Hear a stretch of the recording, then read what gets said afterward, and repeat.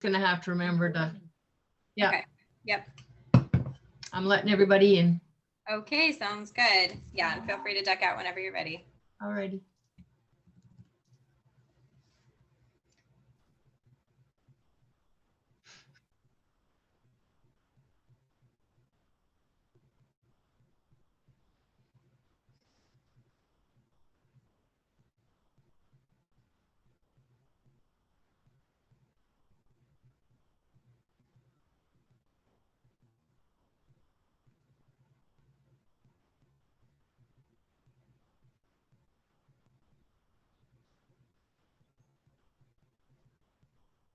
Hello, everybody. How's everyone doing? Thumbs up, thumbs down, thumbs up. Cool. All right, let's see how many people. 1, 2, 3, 4, 5. I think we're waiting on 2 more people. So we have a total of 7 people for today, which will be fun because we can do a lot of interaction and sharing. So I'm going to wait just another minute or two to see if the last 2 people will join us, then we'll get started. Actually, in the meantime, though, I'm going to send you guys the link for the workbook for today so you guys can go ahead and get that open on your computer. I'm going to drop this in the chat.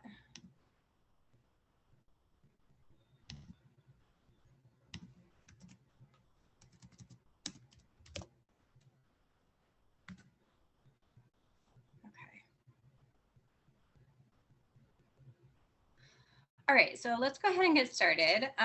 So hello, everybody. It's really good to see you. Can you guys hear me okay? Not cutting out or anything? All right, awesome, awesome. All right, so you guys have signed up to be with me for the next 4 hours. This is going to be very hands-on and perhaps a little bit tedious at times, just kind of knocking everything out. But at the end of our 4 hours, you should have a really good grasp on your Instagram content, on your strategy for your Instagram. We're going to cover a lot today. So let me go ahead and just open my slides for a second here.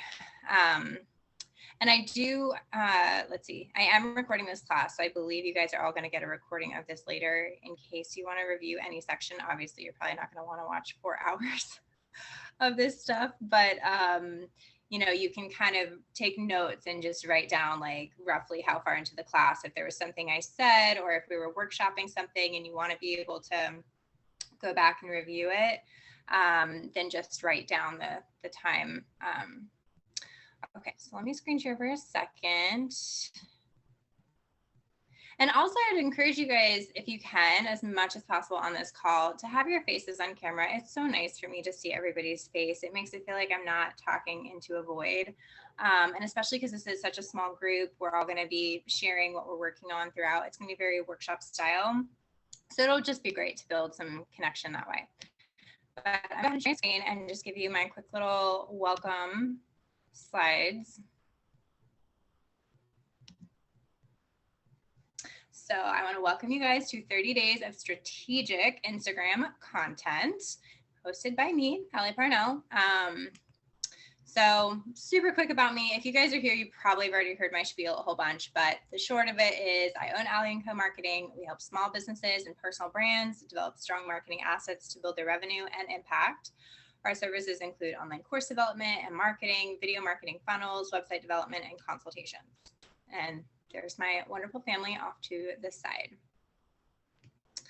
Okay, so our schedule for today. So we have a pretty like focused schedule. We're going to try to stick to it as much as we can. We may get off a little, and that's totally fine. But basically between now and 10:30, we're going to focus on defining our social media vision. 10:30 to 11, we're going to be mapping out the content for the month.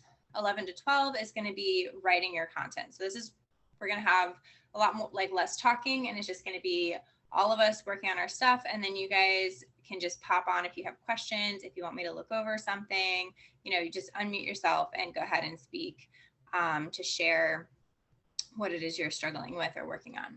So then 12 to 12:15, we'll have like a little break because obviously we're going through lunch. So grab a water, bite to eat. But we're also going to work on setting up our tools during that time too. So it's a little bit of like a working break lunch kind of thing. All right, then 12:15 to 12:30, it's gonna be a design crash course. We don't need to go super in depth here. Like every step of this process could be its own 4-hour class, but you guys don't need that right now. What you need is just to take action without getting caught in this web of questioning, am I doing this right? Am I doing that right? And without getting stuck on different bunny trails. So my goal for you guys is that we get to the end of this process, even if it's not perfect. A good motto is done is better than perfect. So that's my philosophy in this class today, is done is better than perfect. We're going to get through everything. So again, design, we can go super in depth into that, but we're not going to. We're going to spend 15 minutes. I'm going to give you guys the basics of what you need to know. And then from 12:30 to 1:30, that'll be about an hour that we'll spend actually designing the content in our tool. And then 1:30 to 2, we schedule, and then you guys should be pretty hands off with your social media content for the next 30 days, which should feel amazing. So it's like you put in the hard work now, and then you get to be hands off and just show up in terms of like show up on your stories, answer comments, and then track your analytics. And so you should be able to stop worrying about posting all the time and get into the other parts of social media. And then as far as Q&A, in my typical 1-hour classes once a month, it's always at the end. But this is, you know, it's a small group. So you guys definitely can ask questions throughout. We'll have plenty of space for that. So I'm not really leaving time at the end for Q&A. It's basically going to be like, we'll schedule our content. We'll kind of have a little show and tell, be like, hey, look at everything that I did. And then we'll end there. So again, please just speak up if you have questions. Okay, so I dropped a link into the chat for your workbook for today. So when you click that link, you should get a link that will make you make a copy of the workbook that I put together for you guys. So if you could just let me know like in the chat that it worked, that would be great. And ta-da, thank you. Okay, so let's get started. Let me stop screen sharing. So a lot of what I'm going to be doing today too, I haven't really prepared a ton of slides for you guys to like teach you stuff. Because like I said, we're going to be doing this very hands-on. And I'm going to be sharing my screen with you for a lot of it. So you're going to be watching me design my content and writing my content as well as you working on yours. So you guys can see my process, because I feel like so often we can take in information, but it helps so much just to be able to see somebody else do it. And so I felt like that would be really valuable for you guys to watch me do it as alongside of you guys. So give me a second. And thank you everyone for being on camera. I appreciate that. So let's go ahead and turn to the first page in your workbook. And let's talk about vision for your Instagram. So let's talk about what is the purpose of your Instagram for your business. Let's actually, if you guys could drop in the chat your Instagram handle.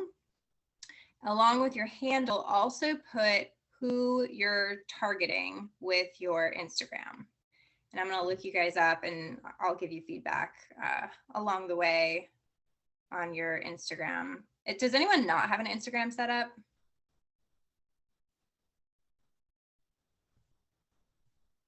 Okay, all right, that's fine, that's fine. So what I would recommend for you to do, let me think. So while we are, so you can totally do the vision section without your Instagram account. You can do the bio section. I mean, you'll be able to do a lot of this stuff without having your Instagram, because it's really prepping your content. And the only thing that you'll need to do is just after this class, just create an Instagram, and then you'll actually be able to take everything that you've created and post it. So you'll be totally fine in this class. Okay, cool. Don't have Instagram set up. Yep, that's totally fine. So yeah, if you don't have Instagram set up yet, maybe after the class, if you guys have questions on setting it up, I can take 10 minutes and stay with you guys a little longer and answer any questions. But you should be pretty good to go, at least with content, and then we can talk about connecting later. Okay. So let's see here. All right, so let's get into the vision section. So let's talk about what is the purpose of your Instagram for your business. So when you're thinking about what is the purpose of your Instagram, Instagram can be a really powerful tool for reaching out and finding your ideal audience, but you have to know who those people are. And you also have to know, what do you want Instagram to do for your business?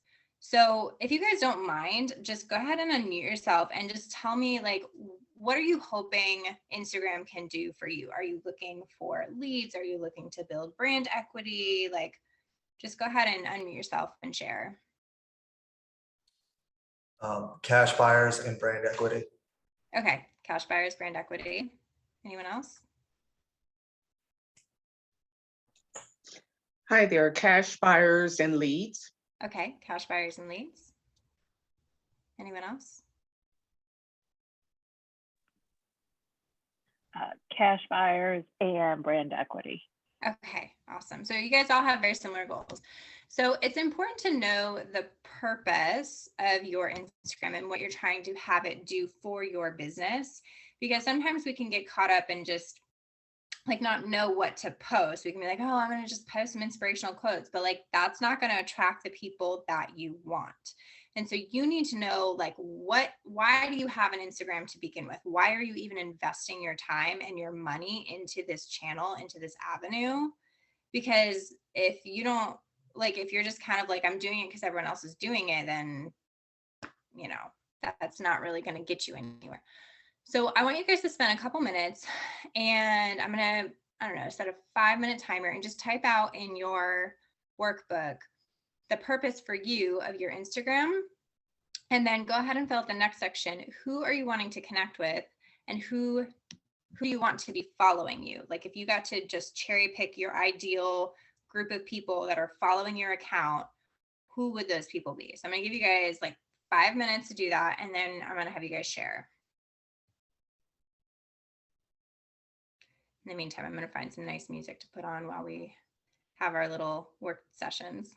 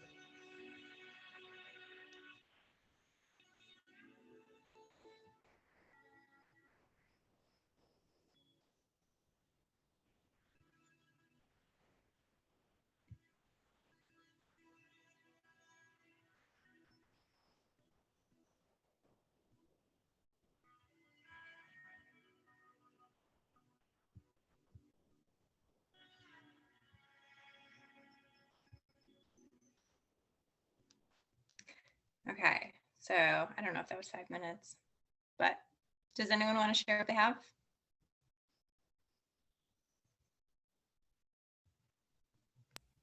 I can, Okay. yeah. What's the purpose of your Instagram? I think mainly, like right now, it's kind of set up just for cash buyers to show what I have, for sale. But I think mainly brand equity is what I need. Looking to have more of a professional presence. Mhm. Who you wanting to connect with, more or less other investors, people with money that are looking to invest, and what kind of content do people want to see. I think they want to understand what I'm doing, what strategies I'm using, my buying criteria, my selling criteria, houses that I have available, and then anything that has to do with like partnerships or installation. And then Instagram accounts that I've like, there's tons of investors out there, but there's not really one that there's tons of the Tony Robbins type accounts. And I kind of shy away from those. I'm not a big fan of them. So Yeah, it's helpful to find a couple accounts that are probably a little bit ahead of where you are, but not like in the stars, just a few steps ahead of you that you're like, okay, their content, their presence, what they're putting out is something that I really like and admire and would like to kind of draw inspiration from. And so it's fine if you don't have anyone right now, but that would be some good research for you to do and kind of look at, are they getting results, and like, do they have the people following them that I want to follow me? Because that's really good research for you later. Thanks for sharing. And can I just add, Yeah. so there's a lot of local investors that I feel like they use their personal account Yeah. or Instagram and doing a lot of this. So it's like a hybrid. Yeah. So I do follow those and they are great, but my goal is to separate those two. Yeah. Yeah. That makes sense. Yeah, I do see a lot of that in the real estate world where people are kind of doing a blend of like the personal and the business.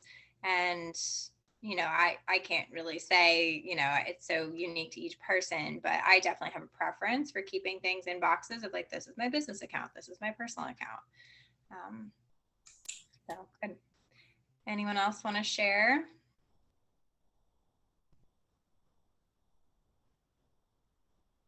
I can start calling on people too. I can share. Thanks, Rebecca. Okay. So, I thought Rebecca spoke. oh, Sorry. was that Rebecca? I'm sorry. No, you guys both unmuted at the same time. You're good. Oh, Go okay. ahead, I'll go next. Go ahead. Oh, okay. Okay. So as far as, let me see here. I want to attract cash buyers and leads and also do the branding. I feel like I kind of have an identity crisis in that area. Who are you wanting to connect with, and who do you want to follow you? I want to connect with, I do mobile homes, so mobile home investors, cash buyers, mobile home owners and managers, and also people that I want to follow me are like fellow mobile home investors. What kind of content do these people want to see? They probably want to see my current inventory, possible rehab projects that I have going on, and then what would add value to them. Also tips for like fellow mobile home investors that are wanting to get into the mobile home game. As far as Instagram accounts in my niche, there are a few out there. There's the mobile home mommy, Nicole Briscoe. There's also, actually, that's it. That's the only person right now that I have. So yes, I do need to research that piece. Awesome. Sounds like you have some good clarity there. Rebecca, did you want to go? Sure. Hey, so my business, just a little background so it makes sense. So I'm a residential real estate agent. My company is Homecoming Properties. So we handle traditional buying and selling, but also do a lot of wholesaling. We do flips. I have a background in interior design, so we do that as well. So, the purpose of my Instagram for my business is just really to kind of grow the brand equity. Real estate agents are a dime a dozen. There's a billion of them. So to kind of differentiate myself from them with all of the other things that I can bring to the table, including, you know, offering cash offers, connecting them with my buyers list with other investors if it's something that I'm not interested in, and that kind of thing. So that's the purpose of my Instagram.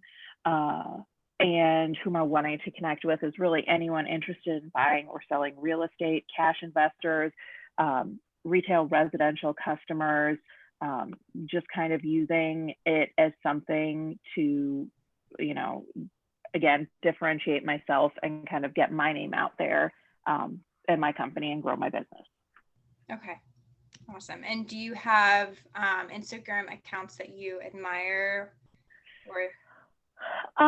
Yeah, I do follow a bunch. I don't have anybody specifically that I can think of that, you know, kind of blows me away off the top of my head. I was just trying to like scroll through and look. So, yeah, I follow, you know, a number of local real estate agencies here. I'm in Greensboro, and that kind of thing. So nobody that I can think of off the top of my head. I'm sorry.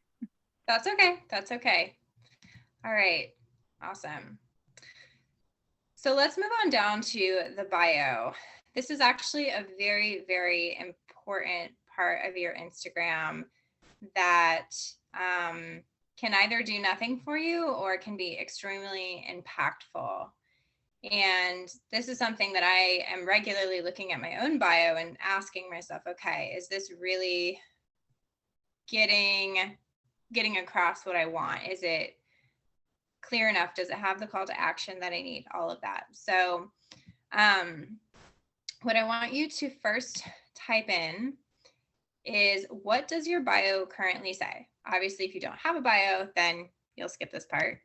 But if you do have a bio, write down what it currently says. And then we're going to do a quick evaluation of your bio and look at, does your bio, and so, sorry, I'm on the next page of the workbook, if I didn't say that already. So does your bio have a clear call to action? Does your bio use emojis or characters to make it stand out? So to help break up the text a little bit.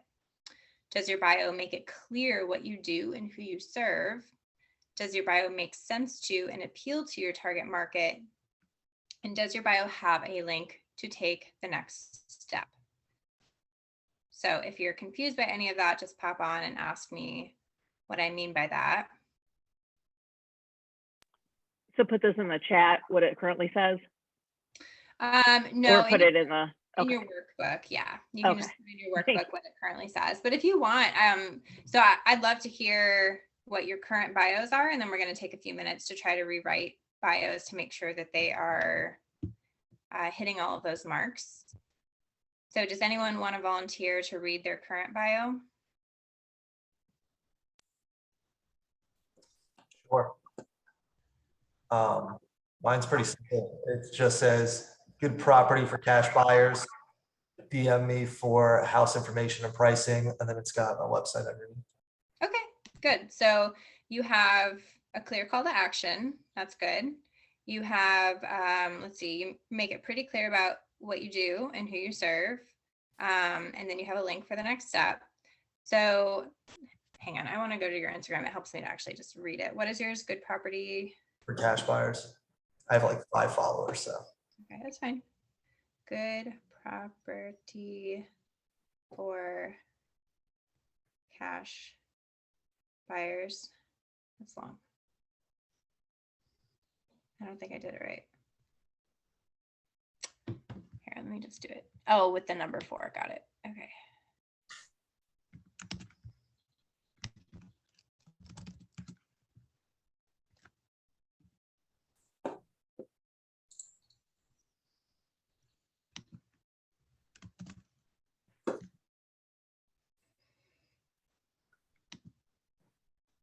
For some reason, you're not popping up.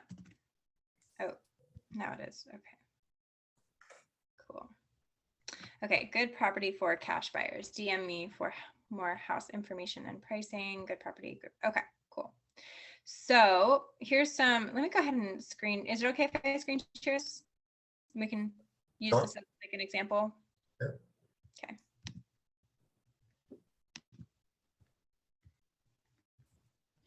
Okay, so when you look at this right away, my eyes are sort of like, okay, some text and moving on. What I would recommend here is definitely use a couple emojis, like maybe a little house emoji. An arrow pointing down to your link is always good to direct people's eyes to where you want it to go.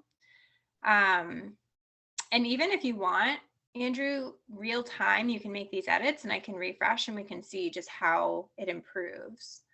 So what if we change, let's see, good property for cash buyers. I'm thinking about your target market. So you're trying to attract cash buyers, right? Yeah, that's how this started. But I would, obviously my next steps, I want it to evolve to more of a social, like, hey, this is what I'm doing. So that's not my only goal for it. Yeah. So think about who you want to attract, because this is your headline is going to tell people whether or not they belong here. Is this Instagram account a good fit for what I want to get out of Instagram? You have to put yourself in the other person's shoes. Like, people are pretty self-centered, especially on social media. We only want to follow accounts that are going to benefit us, that we feel like we're going to drive value from. And so if I, say someone shares your post with me and I click on your post and your new Instagram account I've never seen before, and I read your bio, like, is your bio going to appeal to me and make me want to click that follow button or not? Because that's what you want, is you want people to click the follow button, and you want people to obviously go to your website and check you out. At the very least, though, you want people to hit follow so that when you're creating content, you're actually showing up in front of more people. So making your content feels worthwhile. So when you think about the person that you want to follow you, what would it make them want to click follow?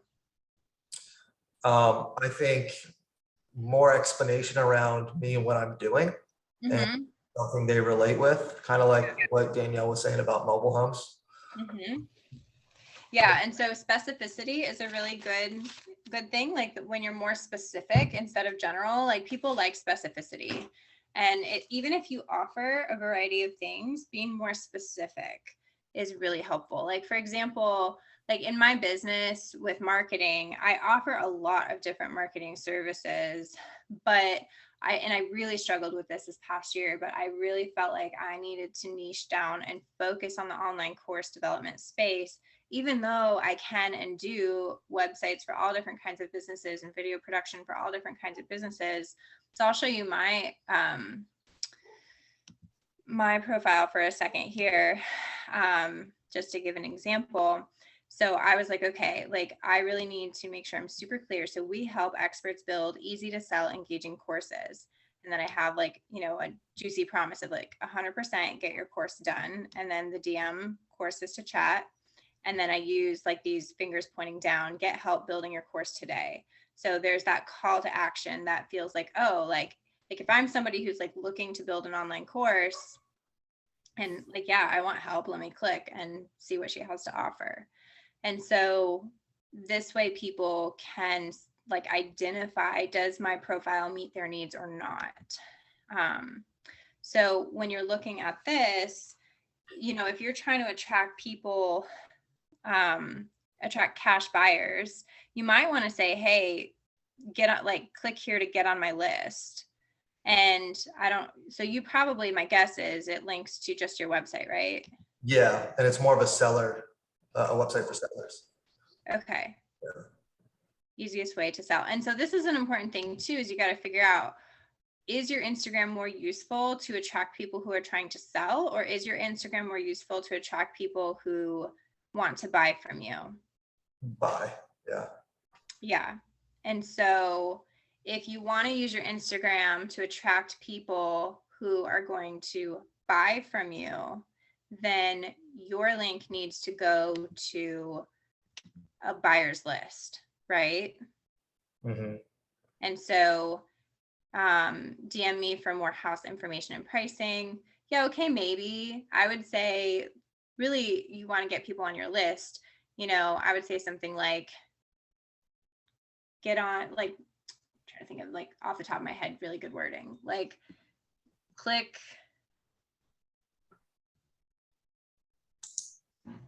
like click here to get on my buyer's list, but I'm trying to think of a way to elevate your buyer's list so that it feels like more special, where it's like not just click here to get on my buyer's list, that feels boring, but it's like click here to get exclusive, you know, deals on houses or something like that. So just some language for you to play with.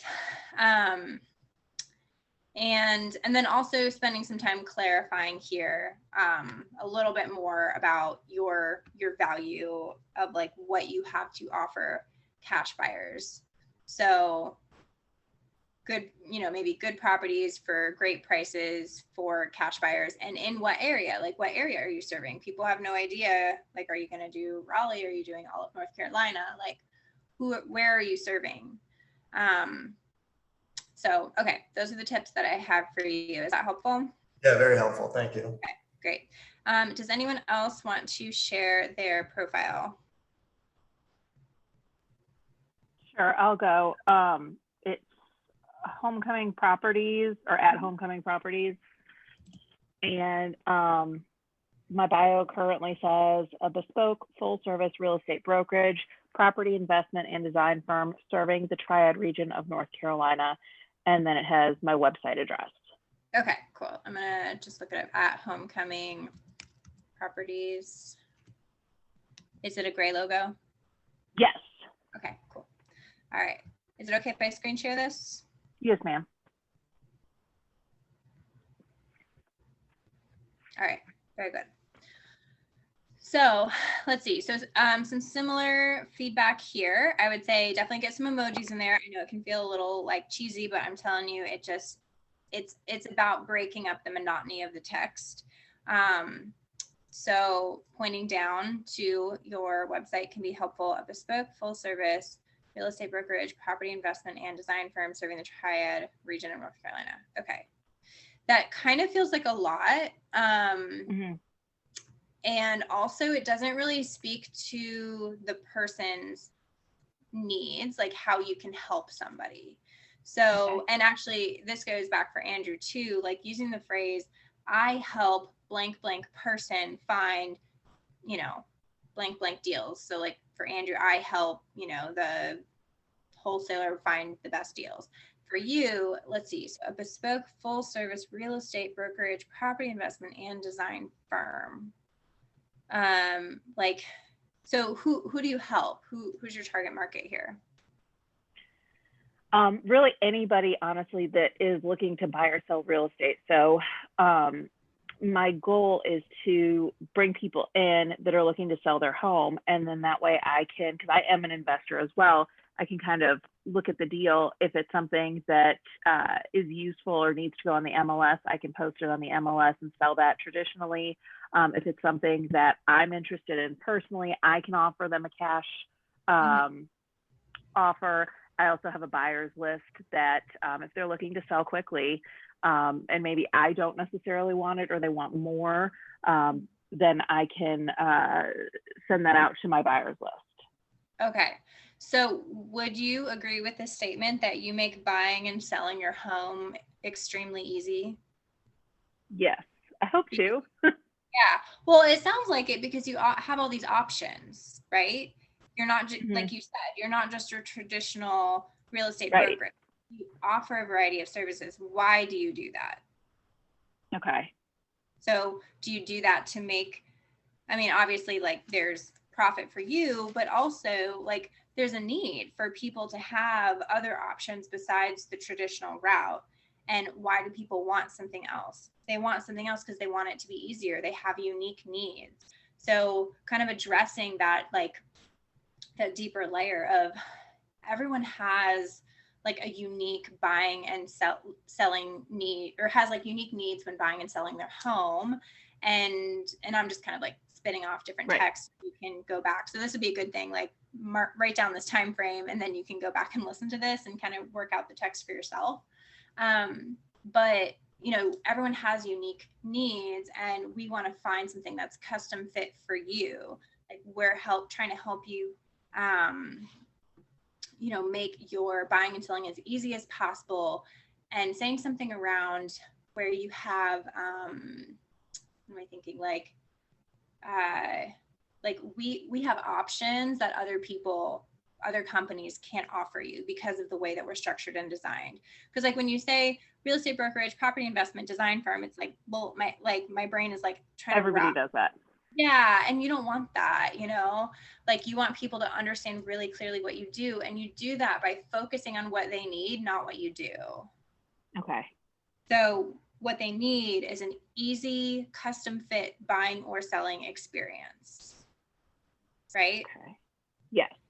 And then, they don't really care. It's like, so I don't care if you're a property investment firm or whatever. Right. Like, I just want to know, can you make my experience really easy? Can you provide me options that no other place can offer? Perfect. And that would be Thank great you. language. Like, we provide you with buying and selling options that no other like firm can do. Right? Right.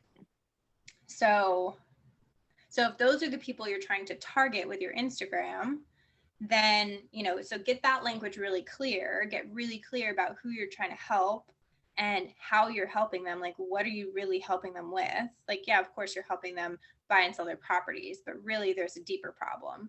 The problem is they're stressed out by this whole process, and they feel like there's a one size fits all solution when there's really not. Mm-hmm. And then from there, you want to call to action that probably I would almost say, like, what is the next step in that customer journey? Is it like, give us a call today? Well, I was actually thinking about this, and what if I did something like a call to action for, because I do, if you're a buyer, there are obviously more buyers right now than sellers. Go ahead and DM me, like you had code buyer, and to get my, customized buyers list, because, I do have homes that are off market that I can provide to buyers, or like a DM, code if you're looking to sell your house and want options. Would two calls to action, like, because obviously buying and selling a house are different, so would two calls to action for each of those be? That should be Too okay. much? I would just be careful too. Like, you only have 150 characters, so you may run out. You may run out of space with too many things, and but you could do like DM me buyer or seller, and let's chat. Okay. You kind of simplify it. It's like, so you can do in quotes, capital letters, DM me, buyers, and then or seller, so they can establish who they are, and let's chat. Right. And then, I feel like that's clear enough. I think also getting a way to get people, so you can DM with people, and then also making sure that your website, whatever it is, that it's the right next step. Because sometimes, like, we can just most people just put their website up there, and they're not thinking about what's the page that would be most beneficial for this person to see. So maybe, like, I'm wondering if your services page or like a contact page, something like that. Yeah. Okay. Yeah. Just think about, like, is your homepage of your website really the best place for people to link to? Or if, like, is there a better landing page for them? Okay. Like maybe link it to the contact, like to a contact or something. Would that might be better? Contact, or no, I would say something that, so if I was wanting to sell my home and I was interested, like your profile was interesting to me, and I was like, okay, maybe they can help me. I would probably want to learn a little bit more information about what you do and how you can help. Okay. So, like your services page. Okay. Yeah, just Perfect. as long as the services page is like really clear and has a call to action on it. I think, let me click back over. I didn't see a call to action on here at all. So just a little tip for everybody: when you're building your websites, make sure you have a call to action on every single page that leads people to, like, tells them what to do next. Because if I'm here and I'm looking at your services, I'm like, okay, cool. Like these are things they can provide. What do I do next? Okay. So you need to be the one leading them down that journey. So that's just freebie for your website.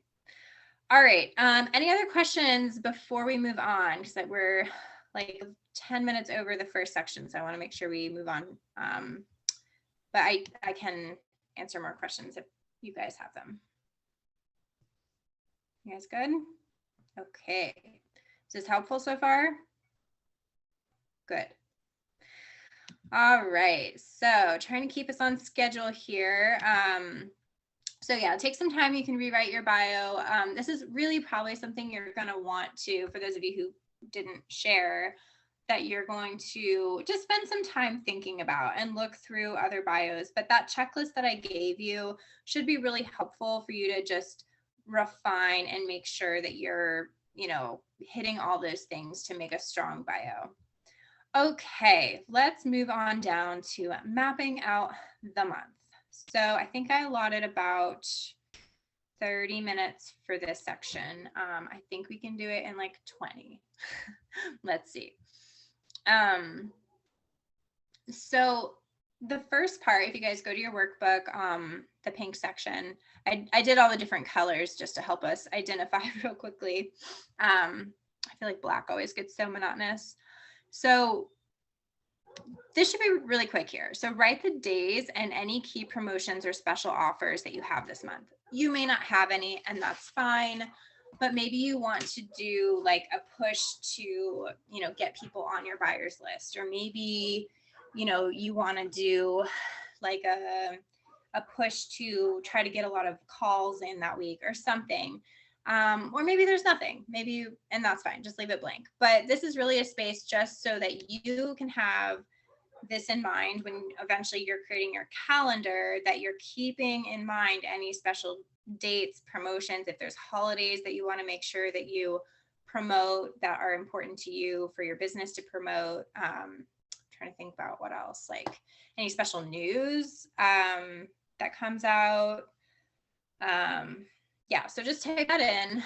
And then moving on down to the next section. So brainstorm some high value topics, ideas, quotes that your audience would enjoy or benefit from learning about.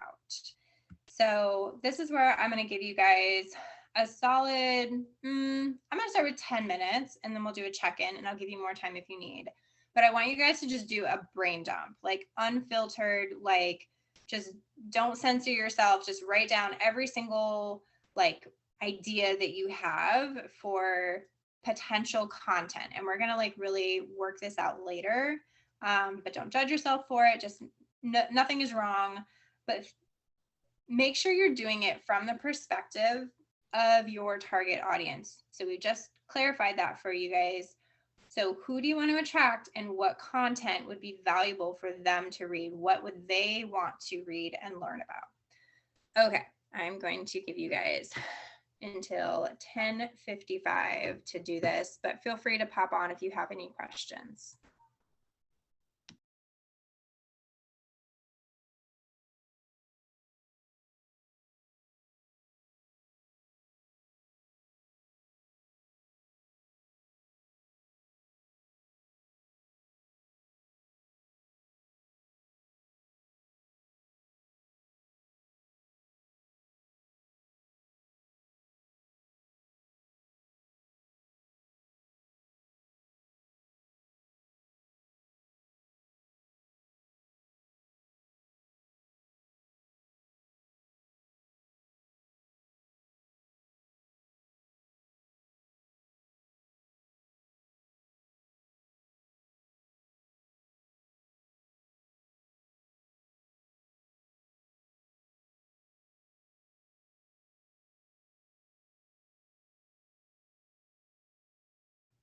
And a little tip as you guys are creating here, think about questions. So this is something that helps me a lot, as I write down questions that I have heard other people ask me that are my target audience. So like even really basic things, if they're confused about like, how do I differentiate if I need this versus that? How do I do blank? How do I know if I need? So just those questions that will really help you generate good quality content.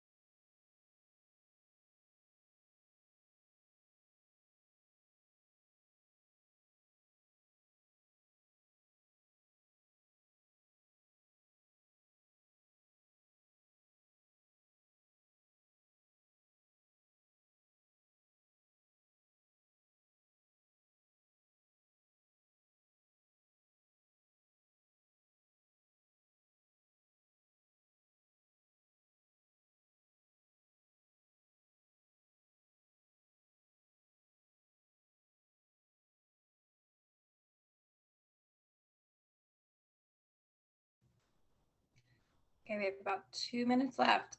How's everyone doing? Do you guys need more time? Give me a thumbs up if you are good. Give me a thumbs down, meaning you need more time. More time? Okay. It's okay. Yep, I'll give you guys 2 more minutes and then we'll talk through a few things and I can give you guys more time in a minute.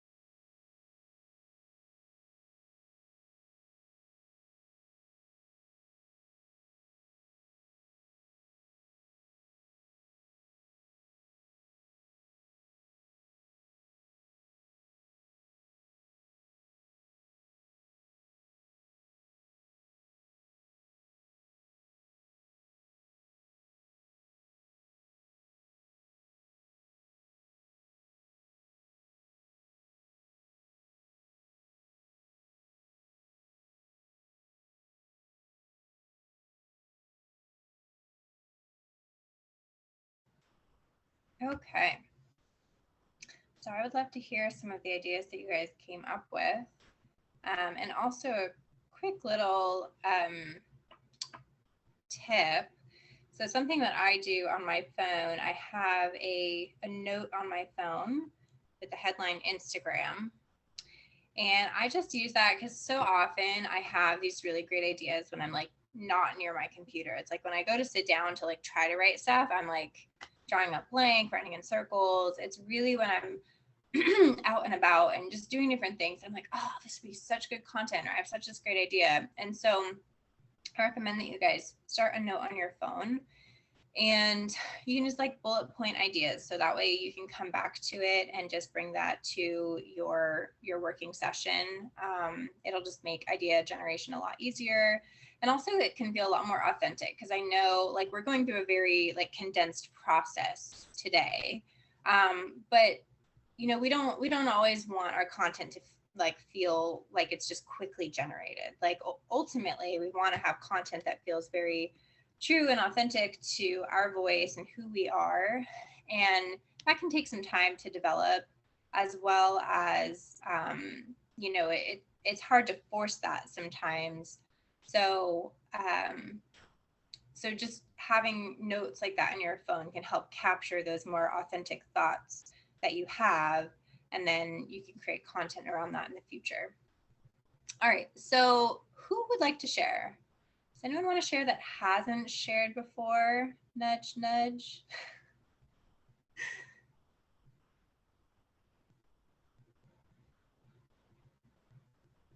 No? You want me to share? Yeah, that'd be great. Okay, I don't have a whole lot, but this is what I do have. Mm-hmm. So I do mobile homes. So one of the things is, what are the wind zones all about? Mm-hmm. Because folks don't know that or are curious. Are soft floors a deal breaker? So kind of just giving some tips about that, because a lot of times you'll go into these homes and the floors are soft, and you know, is that a deal breaker? What do I need to move a mobile home from one county to another? You know, there's a little bit of stuff that's involved in that. Can I sell or buy a home with just a bill of sale? Some North Carolina counties have funding for demolition of abandoned mobile homes. A lot of people didn't know that. If they can't sell, it's old or just can't be moved, there's money out there in the counties, and the county will demolish it. So just kind of tips with that. What happened in 1976 with mobile homes? So those are just a few ideas, topics that I came up with. Those are fantastic. Those seem like very high value, very high value. So excellent job on that. I think what's great with what you have is that you can recycle a lot of those things and take it at different angles when you're creating your content. And this is for all of you, that when you create something once, there's nothing saying you can't create it again in a different wrapping paper, because chances are when someone sees one thing, they may not see the other thing, or people forget and need to be reminded. So never, ever, ever feel like you always have to come up with like the most original content ever. You can absolutely recycle what you have, just put a different graphic with it, just reword it a little bit. So one way that you can approach when we get into the next section of actually writing out your content, it's Danielle, is that right? Yes. So Danielle, is that you can say like, did you know? And then a little fun fact. And so on the graphic, you can put it really big, like, did you know? And then have the fun fact underneath. Another fun way to display it would just be like the year, I forget the year you said, but just have that really big. And then, you know, an arrow pointing down for reading about why that year is important. So yeah, those sound like amazing topics that you can talk about. And then I think just interlacing stuff, you know, mindset is always going to be a thing across the board, whether you're in real estate or marketing or finance or whatever in the business world. Like, people just love and need mindset stuff. So if you can pull from your own experience, Danielle, and share about different mindsets that you had to overcome, and start thinking, and this is again for all of you, like, think about your own personal story and your own journey. And so this is really great content as well, of like, how did you go from point A to point B? And, you know, what was your starting point and where are you today? And then also like talk about mindsets that you've personally had to work through or that you're currently working through in order to take those next steps forward. And so, especially for those of you who are trying to attract other investors are going to resonate with that kind of content. So those are great. Thank you for sharing, Danielle. Does anyone else want to share before we move on? 3, 2, 1. Okay, time's up. All right, so we are going to move on into the August content plan. So I hope y'all are tracking in the workbook. So I'm going to screen share with you guys to show you how I have set up how to do this. Trying to make it as simple as possible. I didn't want to make things super techy for you guys, at least not right away. We'll deal with the tech stuff in the second half of the workshop. So I'm going to screen share with you. And so what you can do here is you have your RS content plan. You don't have to post 5 days a week. I would say minimum 2 to 3 days a week, but pick which days you're going to post. And what I want you to do in the main box is just describe either the text that you're going to put on the graphic. So this should give you a little bit of like this visual overview of what you want to put on here. So maybe on Tuesday, I want to talk about like, you know, 3 steps to building your email list. Or maybe like, I don't know. Sorry, I'm like having a hard time coming up with something on the fly. So basically put like the core thing that you want your graphic to say and to look, not to look like, but just what you want it to be about. And then you can even say, if you want to put in parentheses like graphic, email list, like a graphic that looks like that or something. Just some things to give you some design prompts when you get to the designing section. And then really what I feel like is the more laborious part for sure is you're going to be writing your description.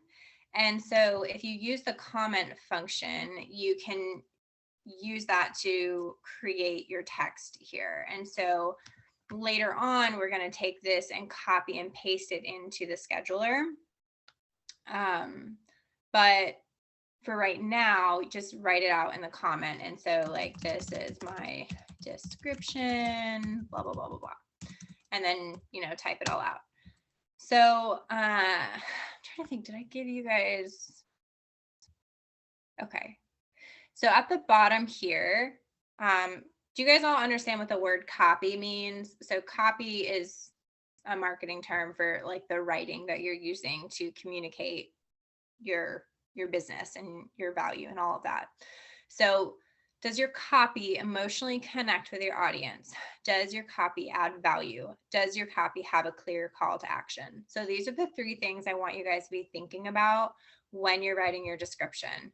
And a good way to think about it is like a story, or like think about it like a movie. So your image, your graphic is going to be like the trailer to the content in the description. So, you know, 3 easy ways to blah, blah, blah, blah.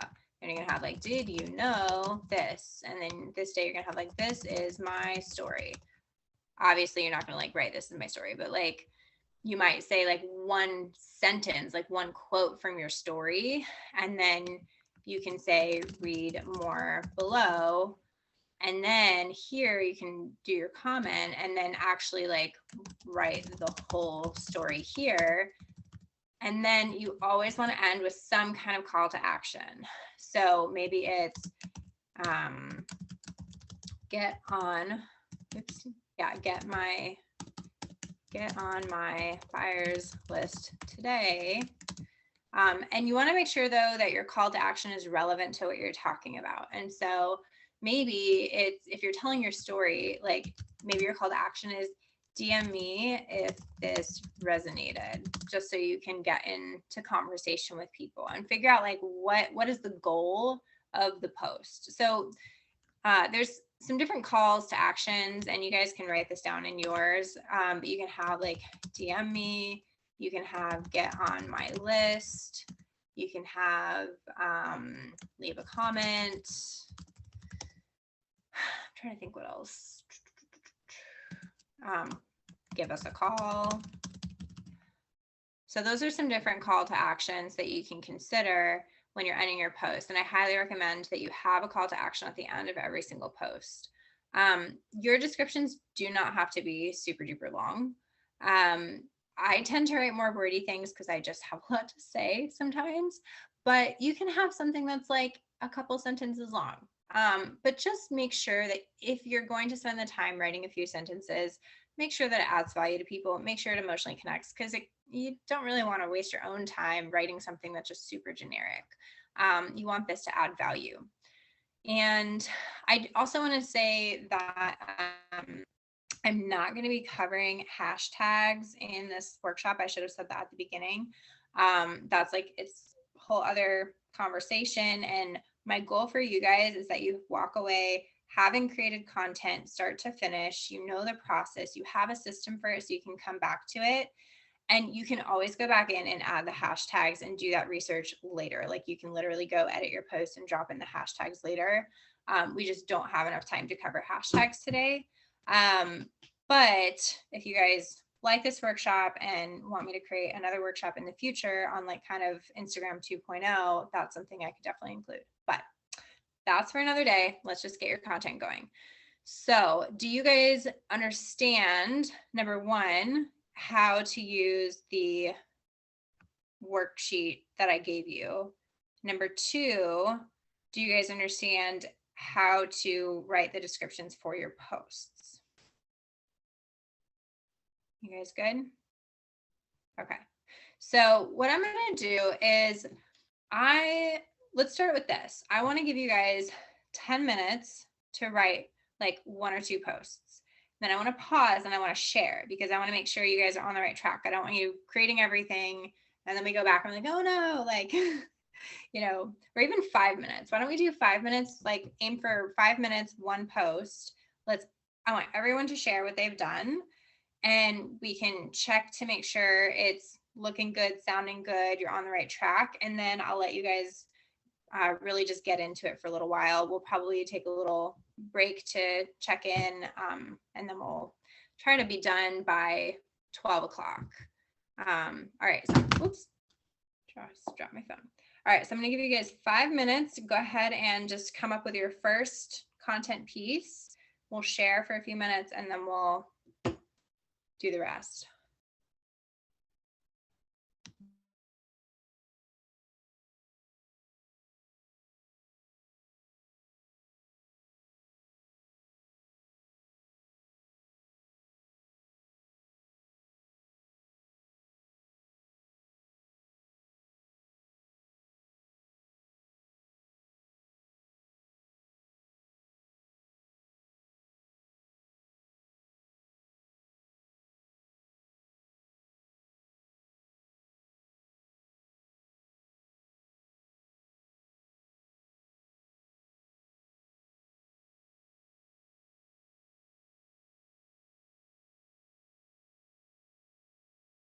Allie, can you put up what you had before your calendar?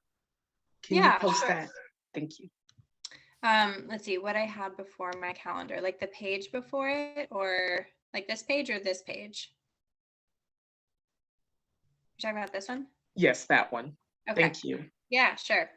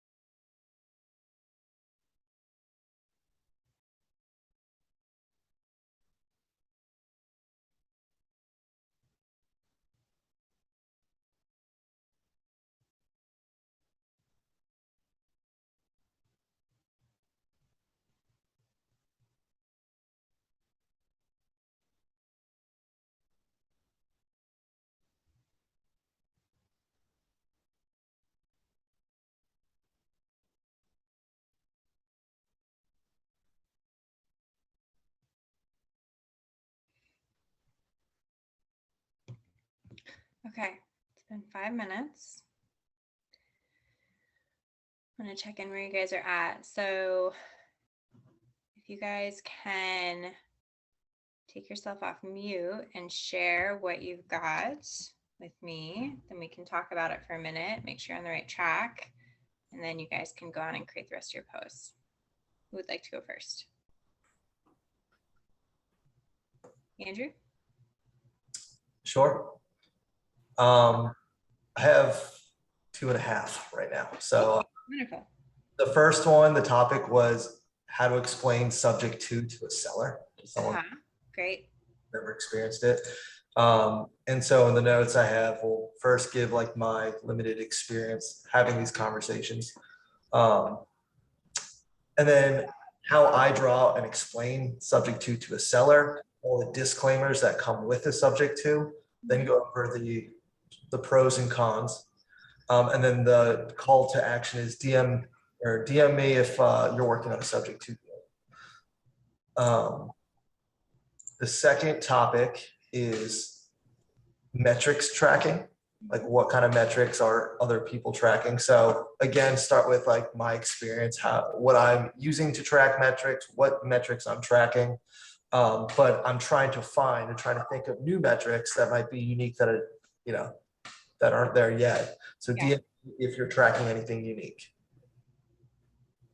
It's a work in progress, but Yeah, and it all is, and that's good. Those sound like really good. One question I have for you is, do you feel like you might be going a little too deep on some of those topics, or do you feel like you're giving kind of, so one idea or kind of concept for all of you guys to think about is, yes, we want to give value, and also if we go way too deep on stuff, then it can kind of confuse and overwhelm people. So we want to find that like middle ground of like, I'm adding value, I'm not just trying to like, get your attention and do nothing, but I also like, we want to find the boundary lines too of like, I'm not going to give away every little thing that I do, and I also don't want to give so much information in one post that like people are like, oh wow, that was a lot, I don't even know what to do next. So I think your first post kind of to me sounded like a lot. You would know better than me, but what are your thoughts on that? perhaps. I mean, my thought was I'm trying to connect with other Yeah. investors. So Yeah. I wanted to be a little more deeper. Yeah. Read it to me one more time. And I'm going to think about it from like that investor perspective. But I mean, you're right. It might be still a little too deep, at least for beginning stages. Yeah. Yeah. Read it one more time. Oh, how to explain subject to a seller. Uh-huh. And so my experience, how I draw it out, like physically draw it out for them on a piece of paper. Yeah. Disclaimers that come with a subject to deal, and then pros and cons for the seller. Yeah, that would be 3 different posts in my view. So Okay. I would break that up. So I think your story and experience can be one post. I think the pros and cons can be a whole other post. I think the disclaimers can be a whole other post. And so, and this is the thing is like, you want to think about Instagram content, like micro pieces of content, like valuable, but micro. So think about those 2 things, valuable, but micro, really honed in. So like, just talk about the pros and cons, and you can just talk about one pro and con. It doesn't have to be every pro and con. Because I mean, over this next year, over the next few years, as you continue to grow in your business and on Instagram, you're going to be revisiting this topic 100 times. And so, focus on one pro and con that like really stands out to you, and then talk about why it's important and why it matters, to pay attention to this pro and con. And then a different post on your experience is great because it helps people connect and relate to you. So there's posts that have to do with like relatability, like building that know factor, like, because business, know, like, trust, right? And so you want some posts that build that know factor and that like factor. So those are the personal posts. And then the trust factor comes in when you're sharing your expertise. And so, and so the disclaimers, like that can be a whole other thing, a whole other post. So I think really what you have is like probably 3, if not 4 posts in the making right now, which is great because that makes your job easier right now. And then so the half post I have, the topic is like funny things I've seen on appointments. So I'm trying to figure out how to incorporate that. Yeah, I love Call to that. action, just be like, let me know what, if you've seen anything like this. Yeah, love it, love it. Yeah, but you said funny things that you've seen on appointments. Yeah, like when I'm going to see a seller or the Yeah, that could be such a great series where you just like every Friday, it's like the Friday funnies, and you're always sharing, and having content themes like this can be helpful for your audience as you build an audience. And so if you do like Friday funnies and you're just sharing like, the funny things that happen, like if you have a list, and so in your phone, keep a list of those things that happen, and then you can always come back to it. That's great. Thanks for sharing. Anyone else want to share some of their content that they have created? Sure, I'll go. Yeah. So I had kind of came toward this from a place of like almost an introduction the first week, because I wasn't thinking about the know, like, trust, but at the end of the day, I'm selling myself. Right. So the first post was, there's a site, Keeping Current Matters, and it's like all sorts of statistics for real estate, and they provide like infographics for you. So I was going to do that. And there's one that says the real estate market is shifting, and when that happens, it can be hard to separate fact from fiction. That's where a trusted real estate professional comes in. So share that infographic, and then a description about why using professionals to buy and sell real estate is helpful, whether it's from an investor perspective or not, and kind of break that down. And then the second post of the week would be more of an introduction of myself. Who are we? Who is Homecoming Properties? And just kind of like a little bit of a background on me, like a biography. Yeah, I love that.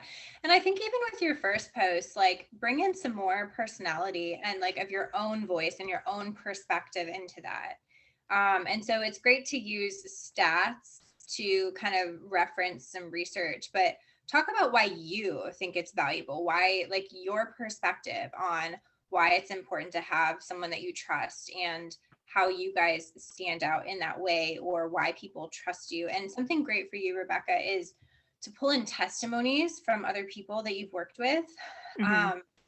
I think for you, one content theme you could have is like a testimony Tuesday. And if you have enough happy people that would at least be willing to give you a sentence and their first name, because that's private enough, they don't have to give their picture, they don't have to like do a video or anything. And if you can just start collecting some testimonies, because for you, it's really going to be that trust and other people seeing that, other people have had a really happy experience with them. So I'm going to give them a shot. And so, so I think getting some testimonies, it doesn't have to be every Tuesday, but I like systems a lot. And so I'm always thinking in terms of like, how do we systematize this? But at least getting some testimonies in there would be super great. And then, you have the testimony on the graphic, and then you can give your own comments and thoughts about some things around the experience with that particular person that you did for them. And so this is where I think for you, attracting the right people for your Instagram, just talking a lot about your process and the inner workings and what differentiates you, and why, like, I think something really unique you offer is that customization. And so sharing a lot about that in your posts would be great. So I think the stats are good. Just make sure that when you're talking about it, it's coming from your voice and your perspective. Gotcha. I just didn't like, I've been in business for a while, and I've had the Instagram for a while, and I just didn't want to be like super awkward and all of a sudden go from nothing to like, woo, without like, I'm trying to make it a more, I guess it doesn't matter. I promise you care 100% more than anyone else cares. Yeah, and that's the issue. That is completely the issue. So thank you. And I get it. I actually just wrote a post on my own Instagram yesterday about like a fear of showing up, and like, because I have this own, like, the struggle in my own business, because I get so busy working on the back end, and I'm really happy to be a behind the scenes person, like building somebody's website and doing consultations and strategies and stuff like that. But as soon as it comes time for me to like show my face and like show up, I'm like, this feels like really overwhelming. And so, but yeah, I mean, it's just a process that I've been slowly working toward of like, okay, like I'm caring so much more about this than anyone else. Like people are actually really happy to hear from me. And it's just that mindset shift to believe like when you show up, people are going to be happy to hear from you. Not like, "Ugh, why is she showing up so much?" But like if you're delivering good content, it's like, oh yeah, that's awesome. That's great. Like, you know, so I think I wouldn't worry at all about, oh yeah, I'm going from nothing to everything all of a sudden. That's good. That's like, oh wow, she's putting effort into that. That's great. Like I should pay attention now. You're muted, by the way, if you're saying. I just agreed with you. I said, yeah, that's a good point. That is a good point. It's different when you're talking about other people Yes. versus yourself. It's more like it makes you nervous. So, but you're right. People don't care more as much as you do. Yeah, and Thank you. yeah, you're welcome. And you'd be surprised. Like just people are happy to see people. You know, we forget that. I think with social media, it's become. Ugh, I mean, there's such a love-hate relationship we all have with it, and I think the more ourselves and authentic we can be online, you know, it just draws people in and helps people feel more comfortable and like they want to connect with us. And I think that's ultimately what we want. Like we want the relationships with people, with great people. I think for me, like that's a big thing I want through my social media. My like bigger vision goal is I just want to connect with like amazing, like-minded people. And I have to show up as me in order to do that. Instead of just hiding behind statistics or like, you know, portfolio piece or something like that. Like that's all well and good. But at the end of the day, like people don't care about that as much as they care about seeing the person. Okay, anyone else want to share their content piece for some feedback before we kind of dive into the rest of the session?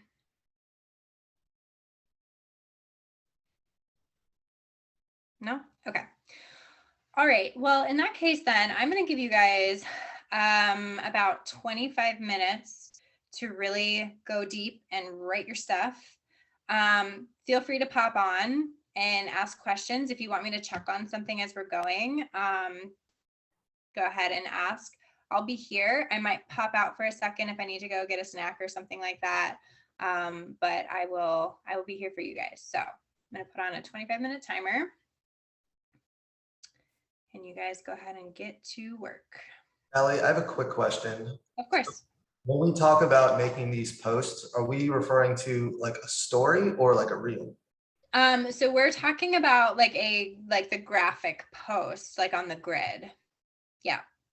And so we're going to talk about stories later. And so we're not actually like designing anything right now. We're just getting the content down. So you're getting your topic written down in the grid. You're typing up your description. You're making sure you've got your call to action and all that and get your actual text worked out.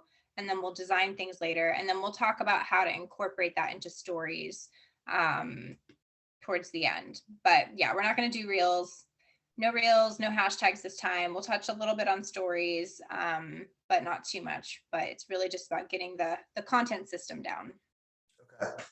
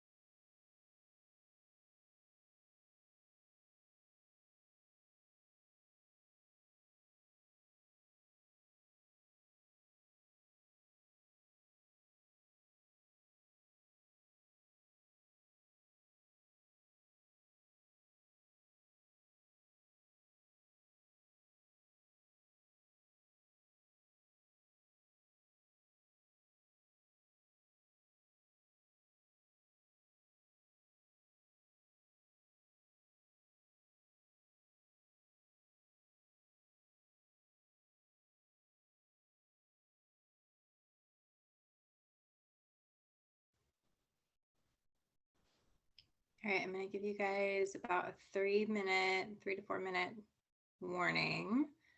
Not warning, but just wrapping up the section soon. So finish up what you're doing and then we'll talk about it and then move on to the next phase.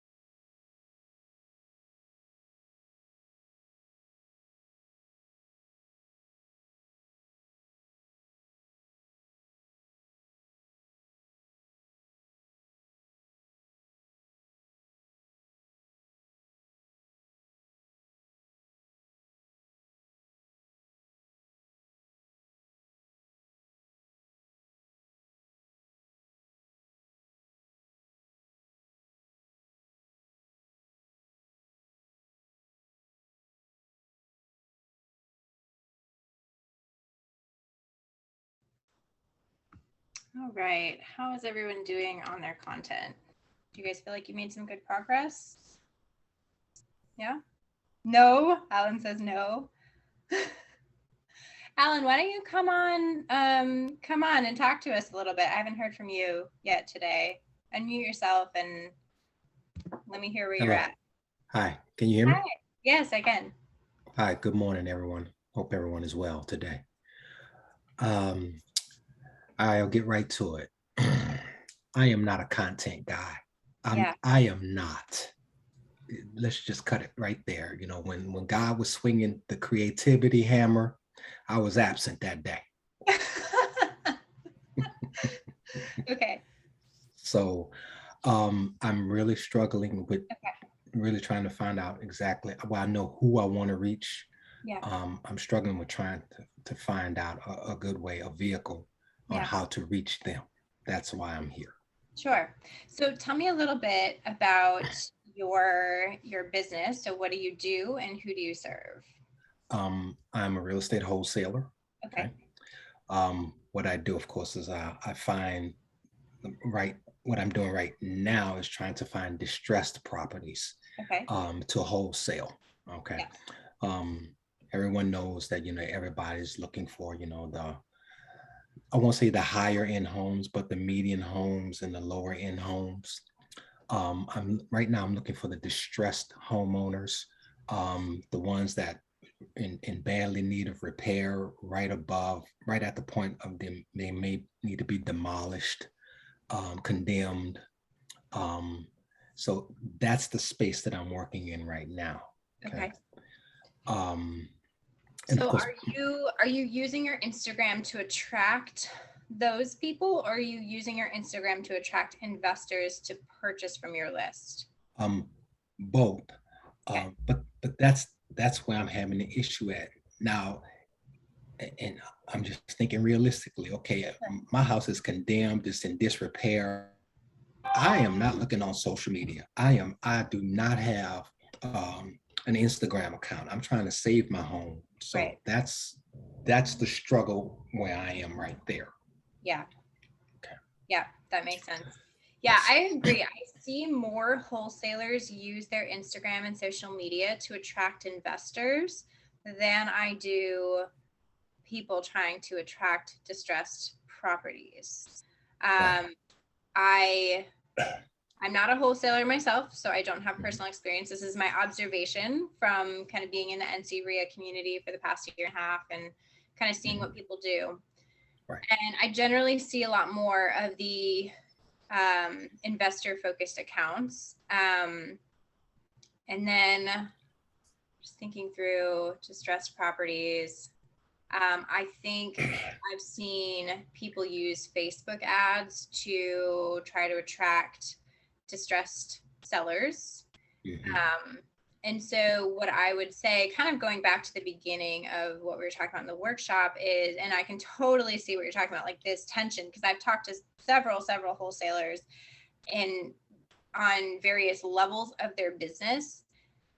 And it's sort of like you have one business, but two completely different ideal target markets, and you kind of have to market completely differently to both. So you almost need two websites, two marketing approaches. And so it's hard. Like it's hard because you're doing double duty for one business. And so I've seen that tension in various wholesalers throughout. So you're not alone. You're not crazy for feeling this tension. And I think, like, let me just give you permission to just focus on one avenue at a time. So for your Instagram, I think probably best practice would be to focus on attracting other investors to get on your list, similar like what we've talked with Andrew about. What I would say is go back to the beginning. So you're going to get a recording of this. Go back to the beginning part and where I was talking Andrew through his profile, listen to that advice and apply that advice to your Instagram account. And I think focus in on the investors. I think in terms of your strategy to attract distressed properties, yeah, I think there's other ways to do that. Again, not from my own personal experience, but wholesalers that I've talked with and, kind of gotten their perspective. They can use digital media, like online avenues, but it doesn't seem to be Instagram as much for that. Right. So that would be number one. And then, so just kind of section off in your brain. My Instagram is to attract buyers. That's the purpose of your Instagram. That's who you're creating content for. That's what your channel is about. And then when you're creating your content, you can think about these topic ideas. I mean, I'm sure you have so much expertise, even like, I don't know how new you are in this, but I know it takes a lot, even just to do one deal, a lot of knowledge. So I know that you have got it in you to give these tips and this advice and all of that. So kind of based on what I've said, do you have some additional ideas? Well, that's what I was typing up. And one of the questions that I came up with, but basically, in the shoes of a homeowner, say, okay, well, is wholesaling right for me? Mm-hmm. Okay, meaning I want to sell my home. Yeah. I don't want to sell my home right now, but I'm just saying that if I wanted to sell my home, would wholesaling be the right avenue for me? Depends, if I want to sell quickly, if I want to move out of state, if I want to move across the country, is my home in good enough condition to where will a realtor want it or not? I've actually, and I don't mean to go off topic, but I've actually had conversations, not in selling my home, but just in general conversation. I had a realtor tell me that they wouldn't sell a particular person's home because the homeowner refused to change some fixtures inside the home. Say, well, I'm not going to help you sell this until you change those fixtures. I'm like, hold on. So, but you know, it's just tough trying to you know, stay in a distressed property lane, you know, and trying to create, you know, and I'm just trying to create content to stay in that lane for me. Yeah. So I think, you know, that might be great content to use for some Facebook ads. Like, are you struggling to sell your home the traditional route and then creating a series of ads that lead people to call you? I think that would be, that sounds like great content for an ad. In terms of your Instagram, Right. do you have a good buyers list? Yes. Yeah. Okay. So you're happy with your buyers list then? Do you Yes. want to grow your buyers list? Well, honestly, I mean, I don't need to grow it. I mean, it's really huge. Yeah. You know, I have a subscription to honestly a nationwide buyers list. Okay. So yeah. So. What's your Instagram handle? I want to take a look at what you've got. Let's see. Treme Buys House. I thought let's see. I'll put it in a chat. Okay, great.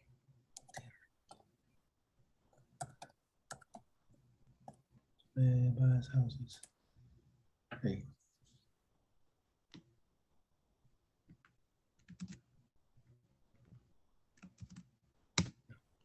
Is it? Let's see. Okay, got it. I think there it is. Okay, cool. We buy houses, mobile homes, and land in their as-is condition, motivated to sell. Reach out to us. Okay, so let's see. So one approach you could take. So if you feel like you have a really strong buyers list and you're not really like looking to attract more buyers, one thing that you could do is, okay, so if you're putting yourselves in the position of somebody who is looking to get out of their distressed situation, your Instagram could be used to build a lot of that trust factor of like, are these people legit? You know, I feel like that's a question that comes up a lot is like, is this real? I've never heard of this before. Is this legit? And address those fears and those concerns in your content. You know, at the beginning, when you first started talking, you're like, oh, you know, God didn't give me the creative gene or whatever, he skipped over me. It's like, well, this isn't about creativity. This is about your expertise. And this is about you understanding the needs of your ideal market. And it sounds like you do understand that. Okay. And so I think for your content, you really can just, I think build your credibility and help people understand what wholesaling is. So address those questions of like, what even is wholesaling? And that can be the title of like on a graphic. And then you can talk about it in the description. You can do like how to tell if a wholesaler is legit, because I'm sure that there's some pretty shady situations that happen out there too. So you can give people some caution and some advice and how to tell like about the reputable people versus the non-reputable people. So I think that would be a really fantastic direction to take your Instagram channel if you're feeling like, I don't need any more buyers on my list. What I really want is more sellers. And this may not necessarily attract more sellers, but this will become a credibility piece to show, hey, I am legit. I care about you. I am going to help you through this. And so think about all the scenarios you've been in where you have helped people. Like you don't have to give names because it's very personal, but tell the story. Like, let me tell you about this person's situation and how we help them out of it. Have you done more than 10 deals? Yes. Okay. So you have at least 10 stories that you can pull from where you helped someone in a really distressed situation go from here to here. Showcase that. Okay. Like that is so powerful. So powerful. Okay. So does that help? It does help. Great. Thank you. You're welcome. Okay, so we are at 12 o'clock. Okay, doing good, doing good. Where's everyone at on their content creation? Are you guys feeling like you have a pretty good sense of the content you want to create? Do you guys need more time? Where are you at? So how about you guys just pop on, tell me like 100% ready for the next step, 75% ready for the next step, 50%, 25%, kind of give me your percentage either in the chat or you can come on the microphone. 100% I'm ready for the next step. Ready? Cool. All right. So let's see. What I'm going to do is I'm going to tell you guys the next step to do. We've all been sitting here for about 2 hours.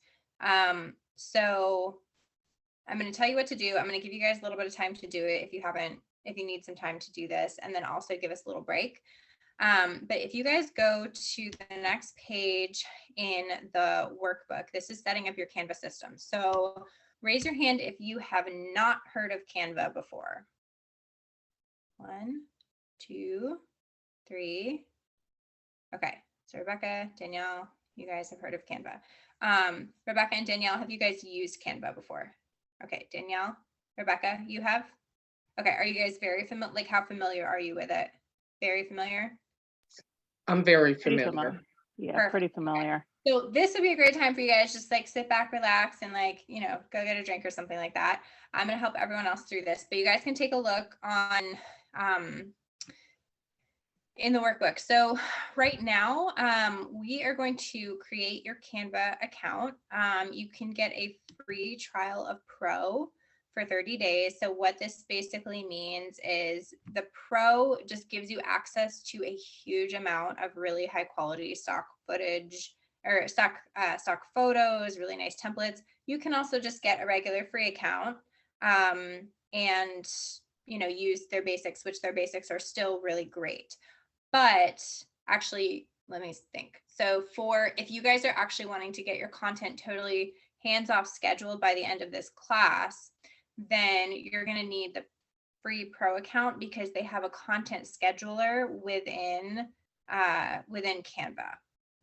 So in the workbook, if you don't already have a Canva account, just click the link and you can sign up for a free Pro account. You will need a credit card to sort of do your trial.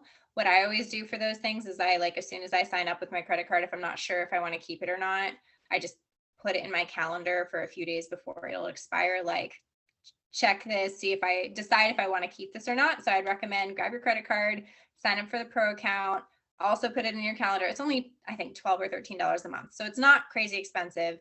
So give it a try for 30 days. If you are like, I'm not really going to use this, just get rid of it. But you may find that this is super duper helpful to your whole process and system. So I'll give you guys a couple minutes to do that, like 5 minutes to do that. And then we're going to move on to setting up all of your folder structures and the design side of things, which is going to be fun. So even for you, Rebecca and Danielle, even though you've used Canva before, I'm going to show you how I set up my Instagram folder structures, just to make everything really simplified. So go ahead, and once you guys have your account set up, just write set up in the chat so I know, and we'll make sure everyone's on track, and then we'll keep going.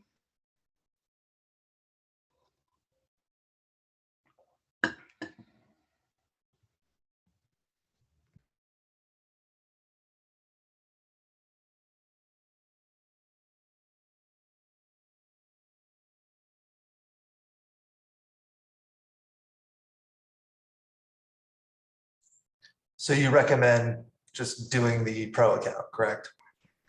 Yes, yeah. I recommend do the Pro account for free for 30 days and just put it in your calendar to decide if you want to keep it after 30 days or not. Because that way you get access to the content scheduler, which is what we're going to use at the very end.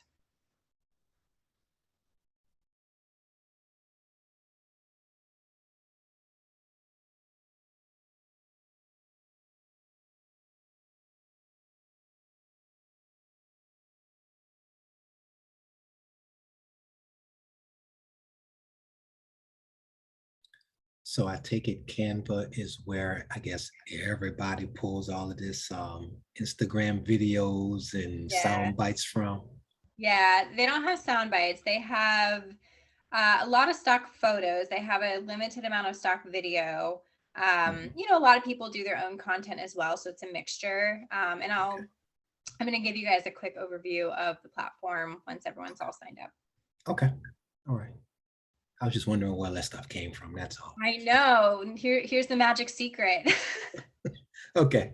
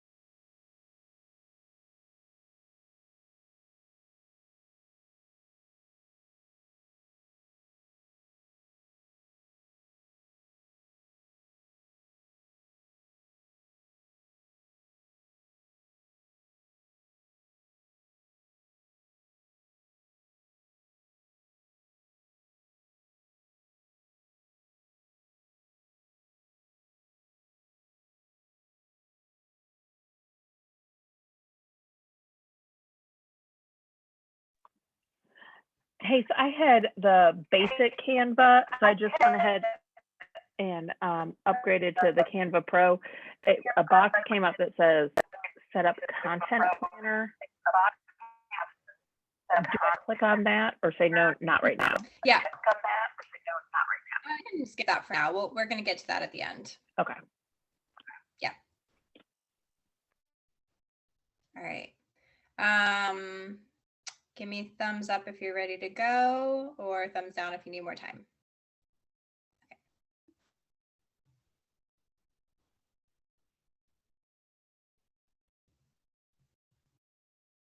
Almost there. Cool.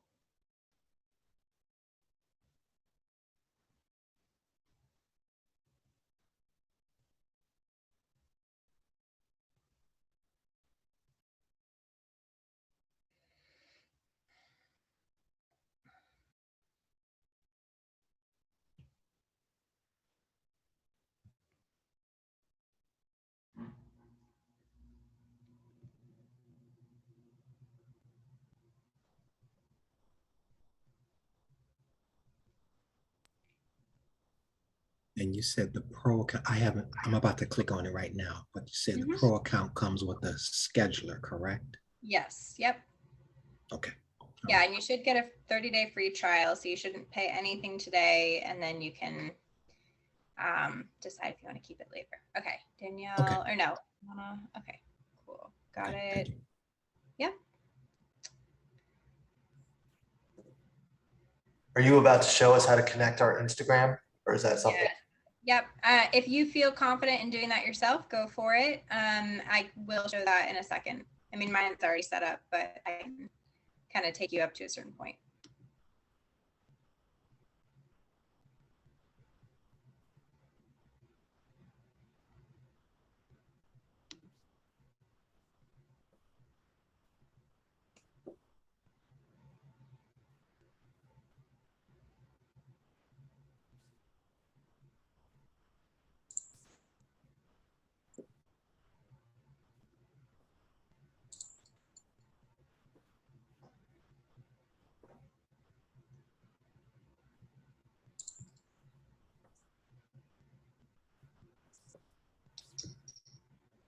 Okay, good to go, ready.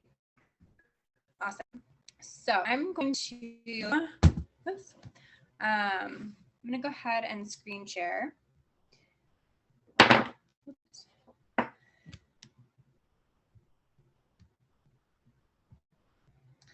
All right, so we have some more steps coming up here. I'm first going to give you guys just a super quick overview. We're going to go more in depth into this in a minute. So actually, let me double check the schedule here. We're going to do design stuff.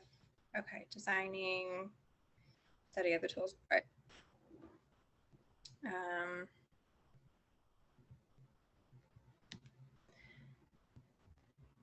Okay, so this is Canva. There's a lot of different buttons. When you're first learning a tool, it can definitely take some time to get oriented and used to everything. I don't want you guys to get overwhelmed. I'm going to try to give you like straight to the point. I know on the checklist it says set up your Instagram. We'll do that in a little bit later after we create some content. I want to just do an overview first here. So over here on the left, you have your home. And then probably the main buttons you're going to want to pay attention to for this class would be your home, your projects folder. Over here, you have create a design. We'll get to that in a second. And then you have your content planner down here.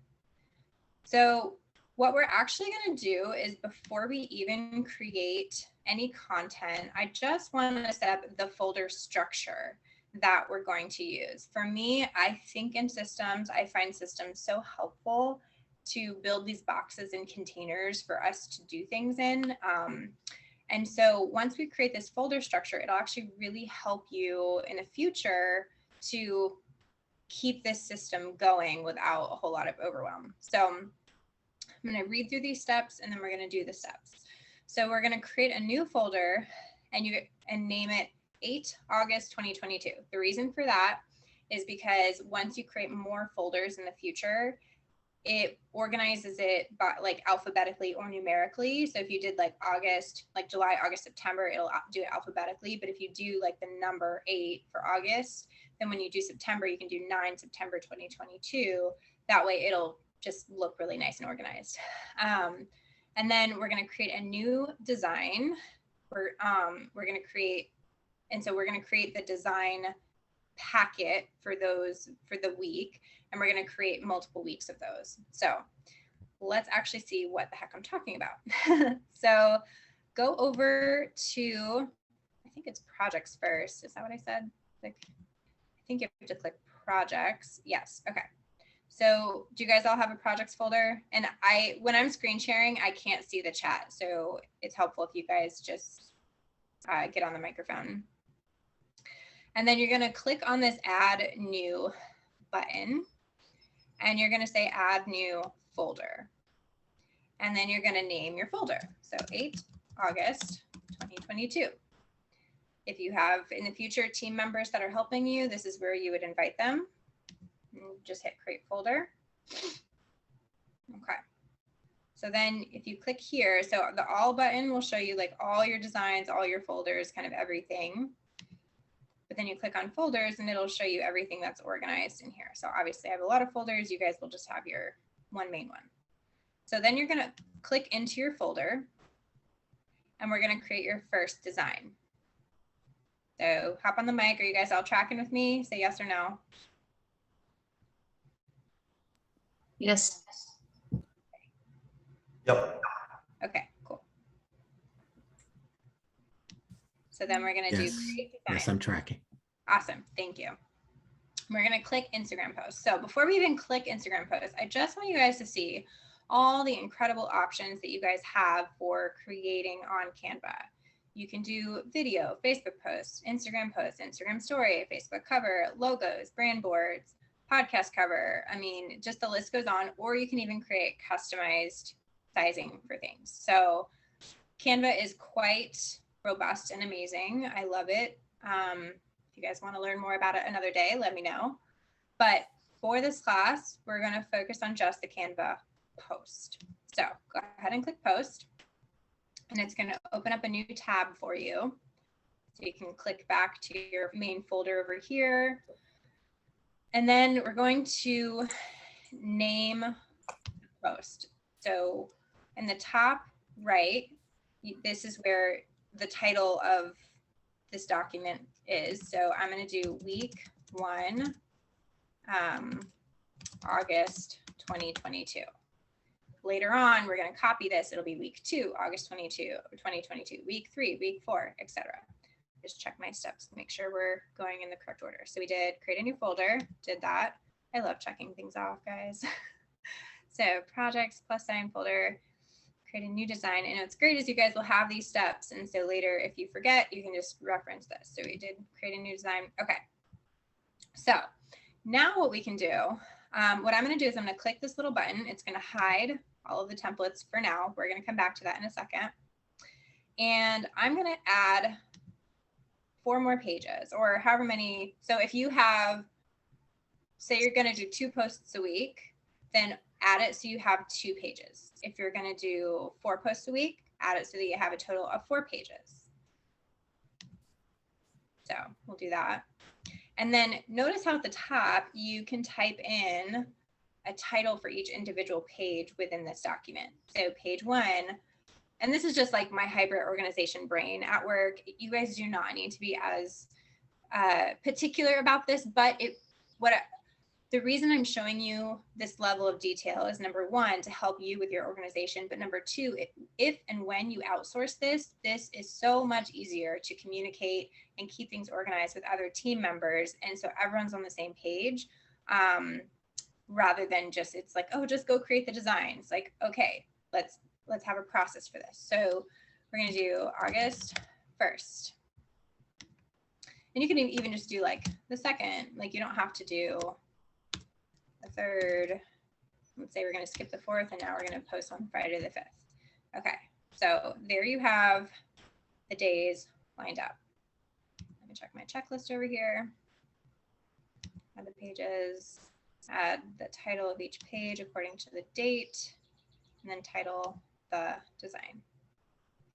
All right, so let's do a little crash course of designing. So hang on, I'm just double checking this. Yeah. Designing your first look group and templates, colors, personal photos. Got it. Okay. So when you look on the left-hand side here, you'll click on this and it'll open up all of them. So let's just click through for a second to get oriented. So we have templates. So this will provide you with so many amazing templates for graphics. And what you'll notice if you click, it literally just appears on there and then you get to edit it. And then if you click down here, you can click on it and it just shows up and then you can edit all the elements in there. But let's stay on the black section and just click through to see the other things that you can add. So let's say that you want to add a rectangle in there. You can click that and add it in. If you want to search for something like team, if you want to find a little icon, yay, team. Or if you want more of a, like a stock photo instead of cartoons, you can also do that. So then uploads, this is where you can upload logos, your own photos, all of that. So this is basically becomes your library of your own stuff. Then you have text here that you can, so these are kind of pre-formatted things. I wouldn't suggest using that. This, you can just click on that. And then this is my text. And then you can move it around. You can stretch it and make it bigger. You can change the font over here, all of that. I know I'm going quick, but I'm just showing you what you can do, and then we'll go back and actually make choices. So then styles, here's some color palettes that you can choose from. And then logos, I think these are just, yeah, like your own logos that you've uploaded. Okay, so I'm going to give you guys some design tips here because there's, as you can see, a lot to choose from. And it can be kind of overwhelming when you're like, oh my goodness, like there are so many choices here. So let's start actually with colors. What I'm going to do, just do this to help you guys see. So I recommend you guys choose about 4 colors to be the main colors that you use throughout your Instagram. And you guys don't have to copy what I'm doing right here, but I just want to use this to show you guys the, like kind of how colors can go together and how to pick. So I recommend 2 lighter colors and 2 darker colors. that all go together. So let's keep this blue. Then let's do like, I don't know, a dark gray. So kind of like a medium and a dark. And then I'm going to do a lighter color, like a super light. And then I'm going to get like a brighter color in there, like kind of a yellowy something or another. Something like that. A little brighter. There. Cool. And so what I recommend is pick 4 colors that are on brand for you and stick to those colors throughout all of your posts. Don't try to be fancy and like add all of these different kinds of all these different colors. You can definitely do different things here and there, but you generally want to stick to the same color palette to keep things feeling branded and specific. The other thing I will say, and I'm going to add another page here, is that when you're doing templates, pick a style of template and stick to it. So look at, if you compare the style of this template, oh, it's going really slow, my goodness.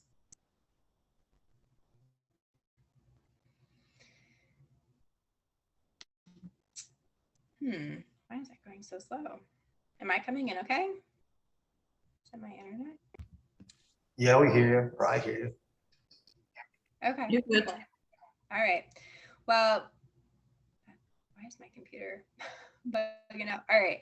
Well, as you scroll through, you can see the feel of this one here is more kind of friendly and sketch-like, whereas like this here feels more techy, and this feels more, you know, like hand-drawn, and then this is like more abstract. So find like a vibe of a template that feels on brand for you and stick to choosing ones that look like that.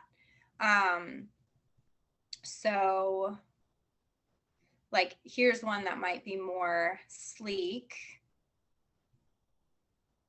And then, you know, here's one that's more like flashy and fun. And you can also search templates. This is what's so great. So you literally can just do real estate.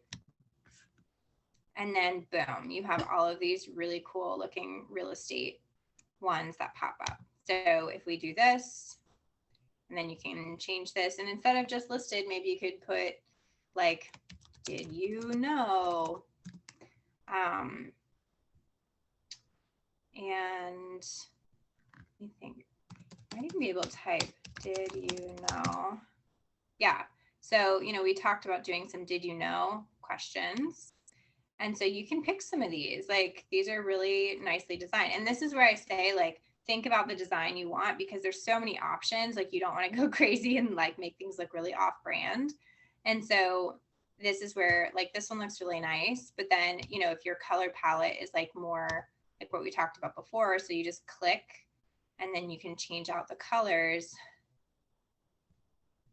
so that it's on brand for you. So when people look at your whole grid, it just all comes together. So I'm sharing for a second, is that making sense for you guys? Does that feel like you have a handle on how to use the design elements? I know for some of you, you're like, I got this, I'm good. And for some of you, this is totally new. So I want to make sure I address the problems. So what I will say, for those of you who are like, cool, I got this, like, I understand Canva, go ahead, start designing your graphics. For those of you who feel like you need a little bit more hand holding and some help with how to use this tool, then let's like stay on and I'll work with you.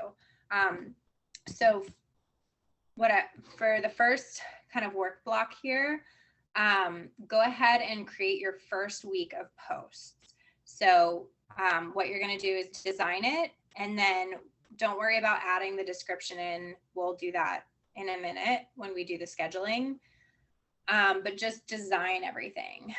And then we'll share our first week of posts, and then you guys can create the rest of your content. So raise your hand if you feel like you still need some help using this tool. Okay, Alan, Devil, got it, cool. Yeah, you too, okay. And then Andrew, Rebecca, Danielle, you guys feel good? I think so. When you say we're creating content, are we like creating what's gonna be posted on Instagram or just like a cover? Okay. Yep. So you guys are going to actually create what is going to be posted on Instagram, the picture part of it, not the description, but just the picture part. The description will be later. And Gerald, I haven't heard from you at all this time. I'm assuming you're kind of tracking with us. So hopefully this is all making sense to you. Yes, Danielle? Do we need to set up the folder? I know you were showing us that piece. So we need to follow going into projects, plus sign, click folder, and then creator design? Yes, that's going to be the best to set up your system and then add the pages for the week. And so you'll have basically for the month of August, it should look like 4 documents that say week 1, 2, 3, 4, and inside of each is going to be however many posts you're going to do that week. Okay, thanks, Gerald. It's good to hear from you. If you have questions, please pop on, even if you can't be on with your face. All right, so for those of you who are not struggling, if you want to put me on mute so that I'm not distracting you, that's fine. I'm gonna go ahead and work with the people who are struggling. So, Alan, where are you getting stuck? Okay. I just got my subscription. So we need to start at the projects link. Sure. No problem. I will screen share and I'll just run through the whole thing again with you. That's no problem. Okay. All right. If I can get, here we are. Okay. Yep, and if you want, kind of shrink down the Zoom so that it's on half your screen and then have your side on half the screen so you can kind of watch and do at the same time. Perfect. I am. You got this. If I can get this combo. Okay. Let me get. So click on your projects folder. All right. Hold on. I'm just starting. I got too many tabs up here. Let me get rid of. I understand. There it is. Okay, we're good. Okay, I got it up. Cool. And so projects, and then plus sign, and then folder, and then name your folder. I'm going to go ahead and do mine for September since I already did the August one. Whoa. Plus sign, top right, gotcha. Okay, folder. And you said 8 August in that mode, right? Yep. Gotcha. Okay. So because let me show you what will happen is when you do that, then it organizes it in order here. So see 9 September, 8 August. Gotcha. It's just I'm saving you some headaches later. All right. So I can do 30 August and that'll just well, so 8 August, what I mean by that, the 8 is meant for the month. It's not meant for the day. Oh, gotcha. Yeah. Gotcha. So it's going to be like 8 August, 9 September, 10 October, 11 November, 12 December. So that way all of your folders are in order by month. Gotcha. We cool. 7 July. 2022. Okay. Yeah, I mean, July, you're basically like over with at this point. So you may as well just make your August folder and then make a September. Okay, so you're inside of your folder called 8 August 2022. And then you go back to that plus sign. Or actually, sorry, just kidding. Well, yeah, you can do that. You can also just hit the big purple button that says create a design. Okay. Should I hit the folder or the create design button? Create a design. So once you're inside the folder, then you want to create the design because that way the design gets automatically saved inside of that folder. That folder. Okay, gotcha. I'm there. Okay, so if you create a design outside of the folder, then you'll just have to change where it's saved to later. So this just saves, again, saves some headache. So then you'll click on that. Okay. And then how many posts per week are you wanting to do? Like 2 to 3? Yeah, let's do 2. 2, okay. So then click on add page so that you have 2. Add page. Oh, I don't. Oh, sorry. Let me scroll down. I sorry, I don't see add page. So there should be like a gray button underneath your What's white that? square. It says custom size. Nope. So, It says, I'm sorry. oh, no, it's okay. So if you hit the plus button, design, I clicked on the folder. so you, did Then you click on Instagram post? There it is. Okay, no, I did not. Here we are. Okay. Yeah. Okay, cool. And then All right, you go should, ahead. so do you see this now? I do. Okay. So then you'll click on add page. There it is. Okay, go ahead. Cool. And so then just make sure you title your design at the top. So week 1, August 2022. Keeps everything organized. And then above the page, you can do the actual date. So this would be like August 1st. And then this one, maybe you'll do August, I don't know, 4th. So Monday and a Thursday you'll post. Okay, so 8-1 above at the one at the top. Now do 8-4. Mhm.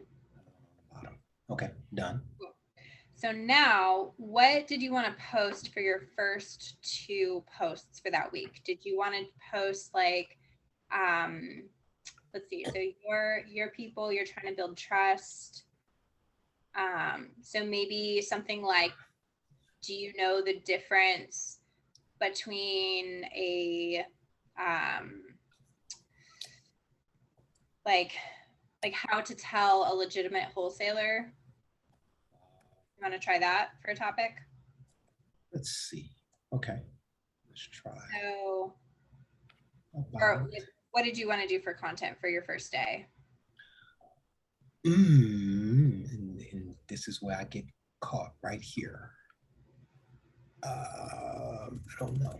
Let's see. Let me try this. So here, follow along with what. Okay. It Yeah. says right. It says real estate tips. Mm-hmm. Okay. So if you want to do a real estate, do they have a tips one? Yes. Cool. That's it. That's it.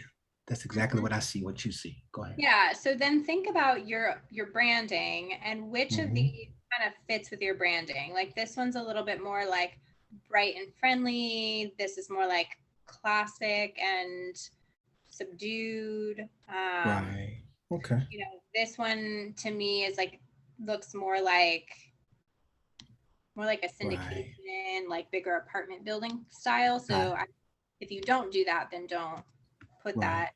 So if you're Okay. like distressed properties, you know, I might even say, I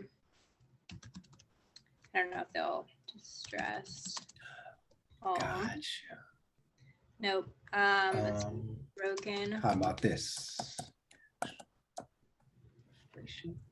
No. Fixer upper. Yeah. Nope. Yeah. Home remodel. Okay, that could give you something. So, or maybe construction, home construction. So part of it is just figuring out like how to search for things. Yes. Okay. And you can also go to Google and upload things. So if you can't find what you need here, just click on upload and upload your file. Okay. So you can create your own construction. Wow, I'm surprised I don't have any. Well, these are templates. Let me go to Elements, home construction. Okay, here we go. Here's, or you could do like house fire. I know some homes. Oh, here we go. That catches some attention, right? It does. Okay. Okay. So, so the templates, let me explain the difference between the templates and the elements. So the templates is going to be something that kind of has all the elements together. It has a picture, it has text, it has design to it. So it's all in one. If you're looking for something more specific, like an element of a template, so like a photo. See here, you can go from photo, graphics, that'll be like little icons, video, audio, that. Right. So if you're wanting something really specific, oh, here, see, this is a really good one. Like, Mhm. does your house look like this? We can help. You know, Okay. I mean, it's not going to be, so here's what I will say though, is like, when you think about your grid on Instagram, it's not going to look super pretty. So you're going to want to add some extra elements to make it pop, because this kind of, it's like, it looks like a mess of stuff. Definitely like the Sure. house fire, like there's some color in there. But what I would do then is do elements. I would add a rectangle. I would put it across the top, or no, actually, let's do it down here. And then let's make it a bright color. So I'm going to pick like a yellowish orangey color. There, now that kind of stands out.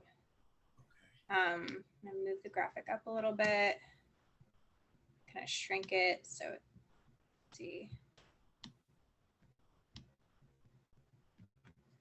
Okay. So then I can add text and it can say, does your house look like this? Right. Make it bigger, change the text color over here, make it bold, and change the font. I know I'm doing this all really fast. I can slow down, but I you're just want to fine. show you what the end result can look like. So just to give you some ideas. Gotcha. Understand. Does your house look like this? And so then from there, your caption can have some more description. And then let's see, what was another topic? Oh, I know. So here we go. Can you trust a wholesaler? That would be a really good one. So we can even take, so one thing you can do is take these elements and copy and paste them. So I'm copying and then scrolling down and then pasting to save myself some effort. Can you trust a wholesaler? And then here you can have, I don't know, try business then. Or maybe like real estate deal, maybe. Like, Mhm. like trying to find something where it looks more Like the handshake. yeah, except these look very like they're buying a brand new home. Mm-hmm. And I'm trying to think of something where it's like, Yeah. I mean, you could also use, let's see, what can you trust a wholesaler? What would be a good, and so, and see how I'm trying to create a story with the graphic Sure, I do. where it's, you know, you're trying to build some intrigue. Right. Let's see. Like that. Deal. Yeah. Or business person.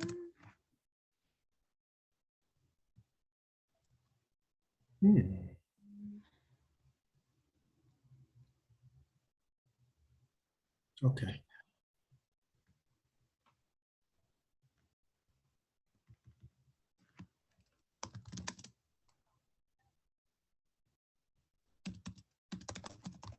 You could also just do another like house situation. Okay. Something like that. All right. Can you trust a wholesaler? Okay. So, you know, the graphics can start really simple like this. Sure. You know, this is in my like ideal designing world, there's a lot I would update about this, but when you're just getting started, this can be a really great place to start. And then what you can do, so maybe to keep things really simple for you, you just have a question with some kind of a shocking image. and some kind of a bright colored background. And I would probably switch up the colors, like pick 2 to 3 colors. And so you can do a yellow, you can do like an orange. And that will just keep it really simple for you. And I'm trying to think, what else can we add to this to make it pop a little bit more? What about Oh, okay. mark? I see. So what if we add a question mark over here like that? So that just adds a little bit more color to the page, right? Okay. And so really what I want you to think is like, how can we just systematize the design process? We don't need to get fancy on every graphic, but how Right. can we have a consistent way of designing that feels like it's easy to do? You're not having to make brand new decisions every time you're going to create. Mhm. Does that help? It does help. Okay, good. Does help. Okay. Would you. anybody else like some design help? Yes, I need help. Yes, yes. Okay, Take it away. tell me what you got. Oh, you're muted, by the way. I finally found a picture. I was trying to listen to what you were doing, and I need the border up top Mhm. of my picture because I couldn't, because I'm doing soft. Well, actually, I was having a hard time finding an element. Hmm. So I pivoted to a different topic that week. And so I found my element. Now I want to put a border at the top. Mhm. I just don't know that says, what was I doing? Demolition, there are, there's funds out there to demolish Mhm. abandoned homes. Can you screen share? Would you be okay screen Sure, sharing? sure. Hang on 1 second.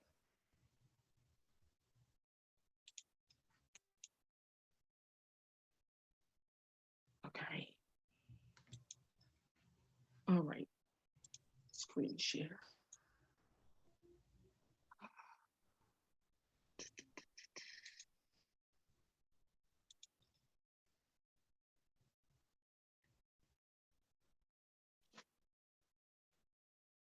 Can you see it? Yes. Okay, Okay. great. Yeah. All right. So what are you wanting to do here? I'm wanting to do that there are most North Carolina counties have fund money or grant money to demolish abandoned mobile homes. Okay, cool. So it's sort of like a fact. Are you wanting to put this on a colored background, or you want the whole picture? That sign, that element there with the half demolished mobile homes. Mhm. Page number 1, I'd like to work with that page. Okay. Are you gonna put make the picture fill up the whole space, or I can. or you just like want some advice on how to design it? Whatever you got for me. Okay. Open. I wasn't sure if you had an idea of how you want it to look and you're struggling to make it happen, or if you just want some advice. I would like some advice. Yeah. Show me the way, because Yeah. this is not my strong suit. Sure. So what are some of your brand colors? I would like to do red, white, and blue. Okay, red, white, and blue. Cool. That's good because those can pop a lot too. So let's do click on the background. Okay, here's what I'm going to do actually. So this might be a little bit faster. Now that I see what you're working on, I'm going to share my screen and I'm going to design alongside you. Oh, okay. I don't have a dual screen. Okay. Can you like shrink the 2 tabs so that I'm side by side with what you're working on? I don't know how to do that. That's okay. That's okay. So But I I'll- can toggle back and forth. Okay, so watch what I'm doing first. I'll go through it quickly and then we can go back to yours in a second. So what I would suggest, let's start off with the background color. So to do the background color, you just click and then click on background color, and let's pick like a nice rich, I don't know, somewhere like in there. Do I stop sharing? Can you see me? I can't. You cannot? No. Oh yeah, then stop sharing. Sorry, I started sharing. Can you see my screen? I can. Okay, great. All right, so here's where I am. So, I clicked on the background, I clicked on a color, and I did like a nice kind of deep bright red color. And then I will go to elements and then demolished house. Okay, so I'm gonna just. So where did you find the red for background? Oh, So I click on the background, and in the top left right here, this color, when you click on that, okay. you can hit the plus button, and then you can pick a new color. Okay. See? Yes. Cool. All right, so then we have this demolished looking house here. Stretch it out a little bit. And let's see. So what I'm going to do is I'm actually going to put a white square behind it as well. So I'm going to put in or a rectangle rather, just to help it pop a little bit more. So I have the rectangle. I'm going to stretch it across. This might be more advanced for some people, but I know you can handle this. And then what you can do is if you go to these three dots, you position and you hit backwards and it puts it behind the element. Okay. And then I'm going to click on the color. I'm going to click on white, and now it pops a lot better. Okay. And stretch it so the sides are a little bit more even. Okay, so that kind of stands out pretty nicely. And then I'm going to add some text. And did you know? I'm going to move this down, and because it's on red, I'm going to change the text to white so that it pops, and I'm going to make it bold so it doesn't get lost. Make it bigger, and then you can put your facts like, did you know, ... and then, you know, text goes here, and then you can just fill it in. Okay. So that's a good starting point. Also, I want to tell all of you, I really recommend having a couple nice headshots of yourself that you are posting on Instagram at least once every couple weeks, and just doing, you know, talking about yourself, or use them to, you know, people just like seeing faces. And so we have some of these, you know, graphics we're designing, but honestly, sometimes what gets the most clicks is just having a nice photo of yourself.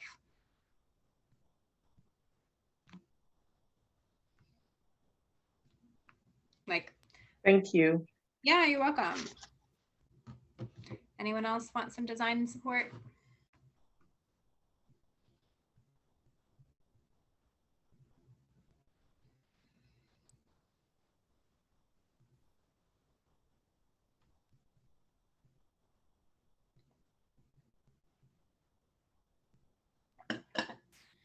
I do. I just double clicked photograph. I'm just messing around. Just anyway, sure. I double clicked on a photograph. Yeah. I double clicked the template, and it's now on my page. Uh-huh. How do I just simply remove it? So in the top bar, there's a back arrow. You just hit undo. Oh, top, very top. Yep. And there's a okay, blue it's bar. gone. Thank you. No, it's something so simple. Thank Yeah, you. no, that's okay. Part of it's just getting used to the software. Okay. Thank you. Also, the colors that I've chosen, Yeah. am I like just design in general? How do I save that so I could reuse them? Good question. I love that question. So let's see. I've done this myself. I just have to remember because it's been so long. Just give me a second to look that up.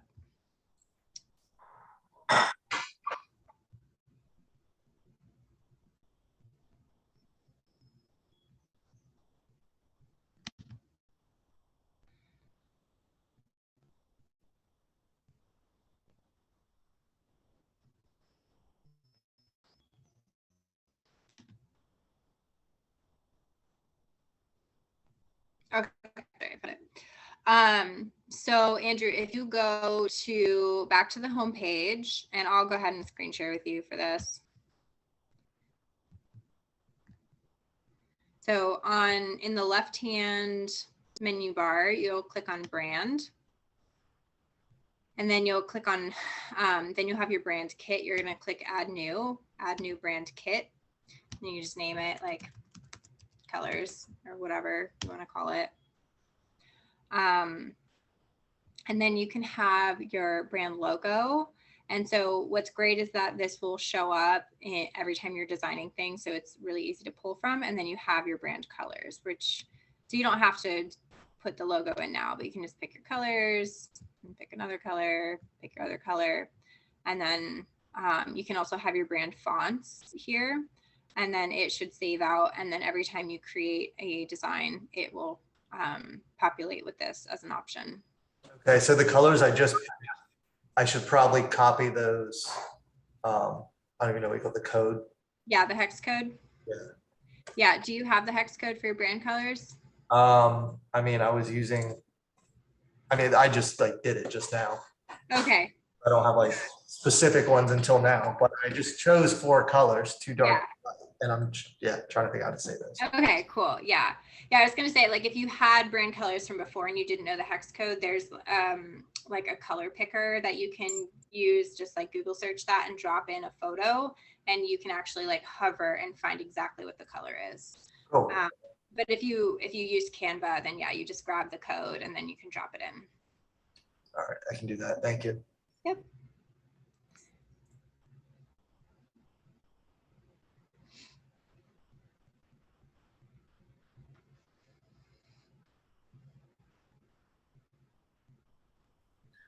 You mentioned Google and dropping in a photo. I'm pretty sure you're going to get to this later, but can you explain that, please? Yeah. Are you wanting to upload some photos from Google? I would like that option, yeah. Yes. Yeah, sure. So all you have to do, so you know how to search for a Google photo? Yes. Okay. And you know how to download it onto your computer from there? Yeah? Yes. Yeah. Okay. So then all you have to do once you've picked out the photos that you want, and I'll screen share again, is you'll go to uploads over here. It's a little cloud, and okay. You'll hit purple and you'll just choose the files and upload it. And then it just is forever in here. So I've got stuff from like a couple of years ago in my image library. Once your library gets really big, you can actually search your uploads as well. Okay. Yeah. Thank you. Okay.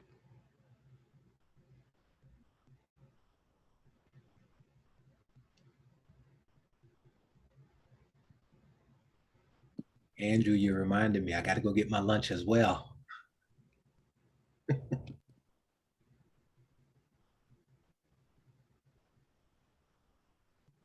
Yeah, feel free to go get food if you guys are hungry.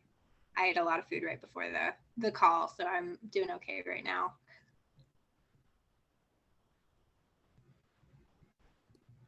Is there a way for one post to have like 2 pictures?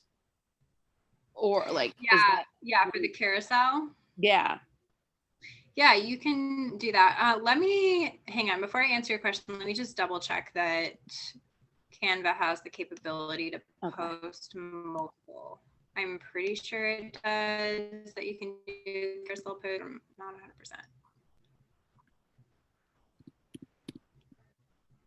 Okay, so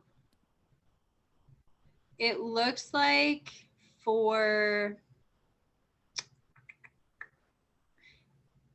it looks like you can only, like through the content calendar, only post one at a time, like one post at a time. There's a workaround. It's a little bit more annoying when you want to do carousel posts, at least this way. So if you do just one post, it'll just go straight there, no problem.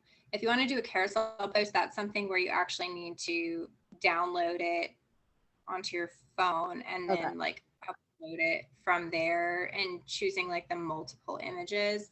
There's some content planners that do allow you to do carousel posts and some that don't. Instagram is kind of a funny app with the way that it's been integrated. Like a lot of these social media schedulers have had, I don't know why it is, but the way Instagram is built, it just doesn't allow for automated posting very well.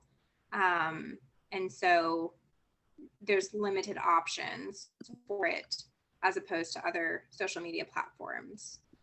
So for carousel post, specifically with Canva and Instagram Business, I think you'll just have to download it onto your phone. Okay. So what you'll do is you'll just email the photos to yourself and then download it onto your phone from there.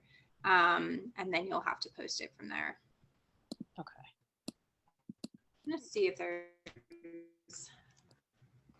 schedulers that let you do carousel.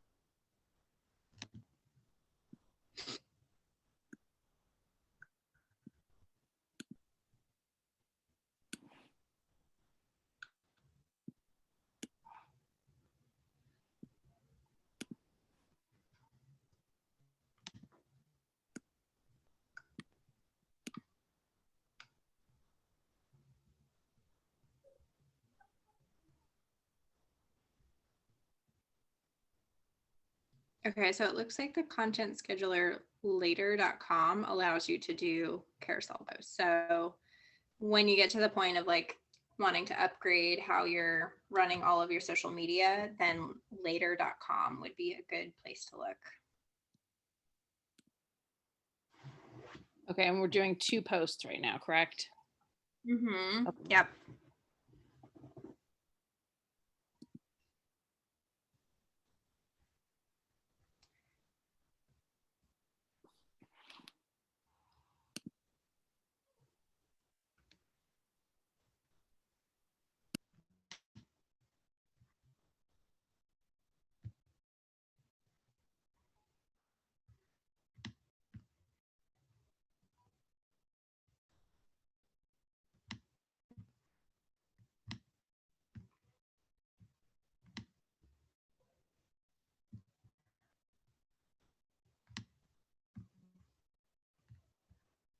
Let me give you guys another tip as you're designing as well. So when you're scrolling on Instagram, the pictures are pretty small. And so if you look at the very bottom of Canva, there's a zoom feature.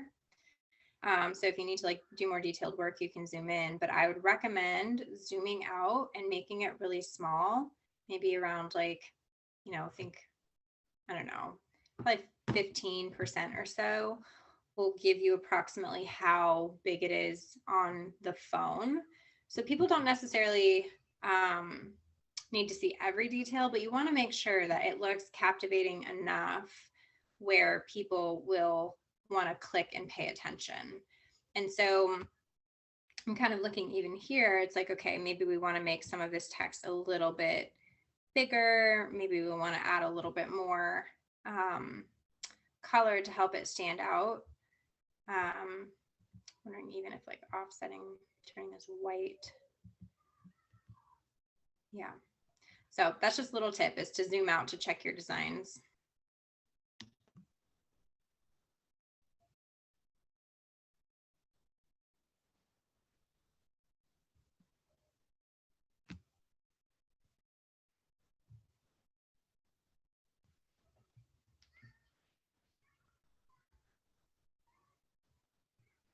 right, while you guys are working, I'm going to step out for just a minute. I'll be back in a few.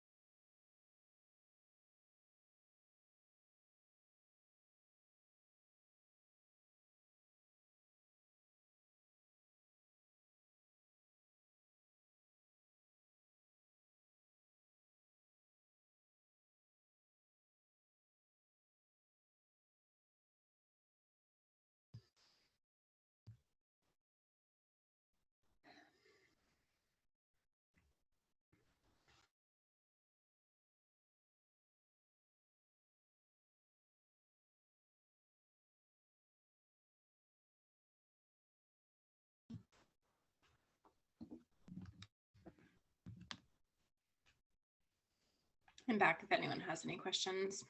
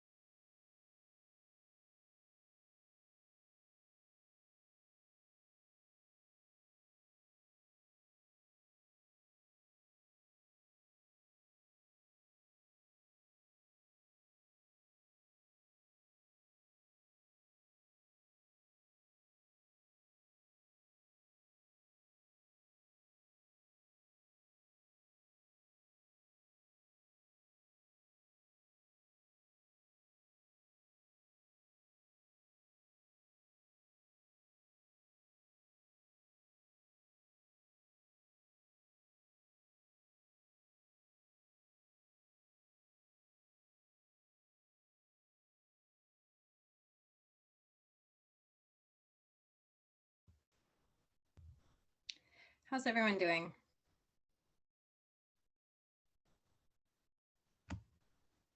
Good. Do you guys have some posts to share? I'd love, if you guys have like 1 or 2 posts created, I'd love to have you guys share them with the group.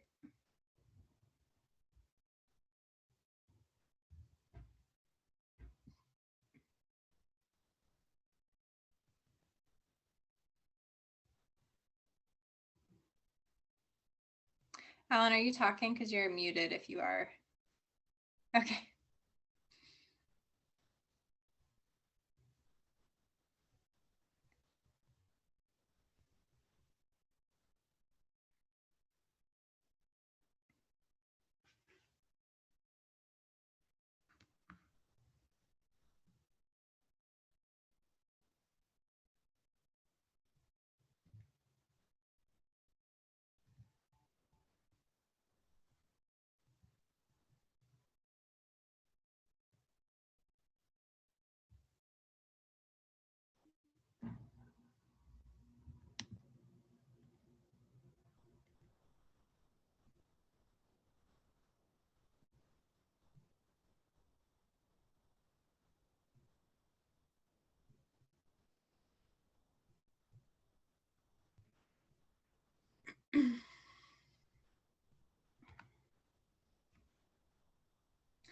Are you guys in a good place where you can share some of your work?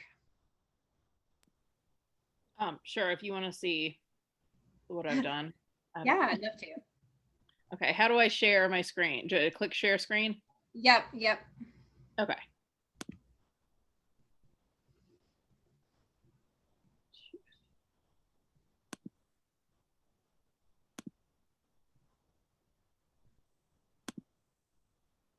Wow.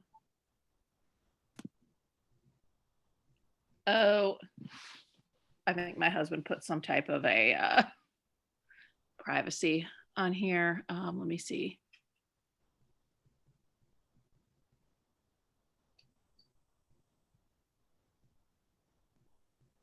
Sorry, I'm not the most tech advanced person in the world. Yeah, it's okay. Yeah, my husband takes his internet security very seriously. That's a good thing. Definitely not the most secure place. So yeah, he's a real estate attorney, so he has to have this in place. So yeah, it won't let me do that. Sorry. That's okay. No problem. Well, are you feeling good about what you're making? Yeah, I think so. I did the first post I did. I used kind of my like branding. I set up the branding with the light gray, white, black, and then a blue. And so the first post is like gray and it says, "Did you know?" And then there's a quote about from a financial writer about how real estate is like such a great investment in times of economic instability and it's recession proof or something like that. Yeah. And then my second post is just kind of a picture of me, like a headshot, and it says "Meet Rebecca," and then it has my contact information on the picture, and then the content of the post. I'll put, a little bit like my core brand values, how I can, kind of a small biography, that kind of thing, and a call to action, of course. Awesome. Very good. Anyone else want to share?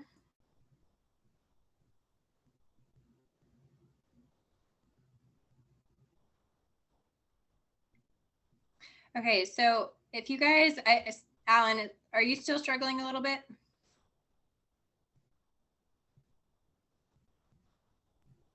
A lot bit. A lot bit. Okay. All right. I'm going to move on to the next step for those of you who are ready.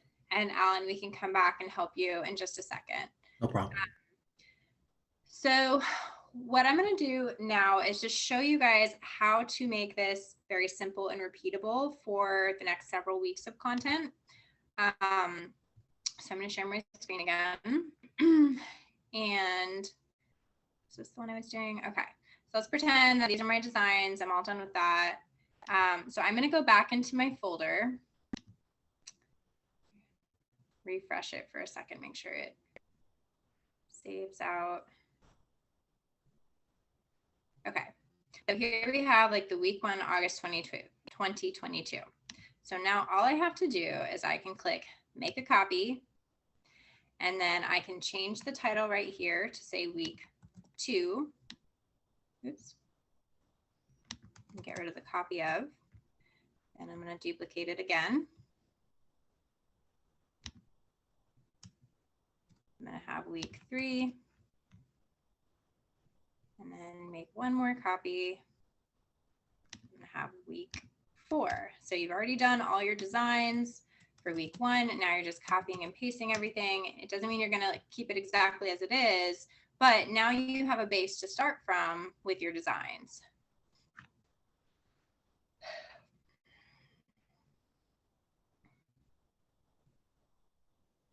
So now what you can do, oh, I guess this was like the first thing where I was showing you guys. Anyway, so you have week 4, 3, 2, 1. I don't know why I did it in backwards order. That's weird. But anyway, so then you can go into week 2 and you can start modifying your designs, and you already have, you know, your colors and your pictures that you're starting from, and just kind of update your content according to the calendar that you made before so that it all lines up. Does that make sense to everybody? Yeah. Okay. No, I actually didn't really catch that. You didn't catch that? No, can you take a step back? I like understand what you were saying, but I didn't really. Yeah, no problem. So you're inside of your folder, your August 2022 folder, right? Okay, yeah. All right, let me go back to the screen share. Hang on. Okay, so then you have your week 1 posts that you've been working on, right? So if you go up into the top right-hand corner inside your folder, you hit the 3 dots, and then you're going to hit make a copy. So then that's going to duplicate what you've already done.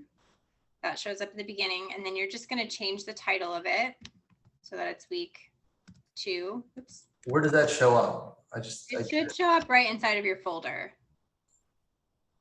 So see how I'm in like 8 August 2022, that's my folder. So when I duplicate something inside of the folder, it will just appear inside of that folder.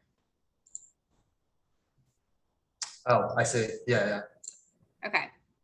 And then, so you'll duplicate that until you have all 4 or 5 weeks if it's a longer month.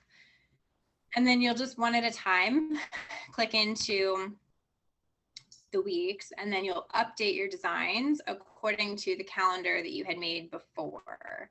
So you go back to like the content plan that you had and just change out the text, you know, change out the graphics a little bit, but it at least gives you a base to start from so that you're not having to design everything from scratch. Okay, I see what you're saying. Yeah, that makes sense. And then you can also update the dates if you want, just so you don't have confusion. So you can put like, I'm going to post on the 7th, and then over here, I'm going to post on the 9th. I don't know what day of the week that is, but.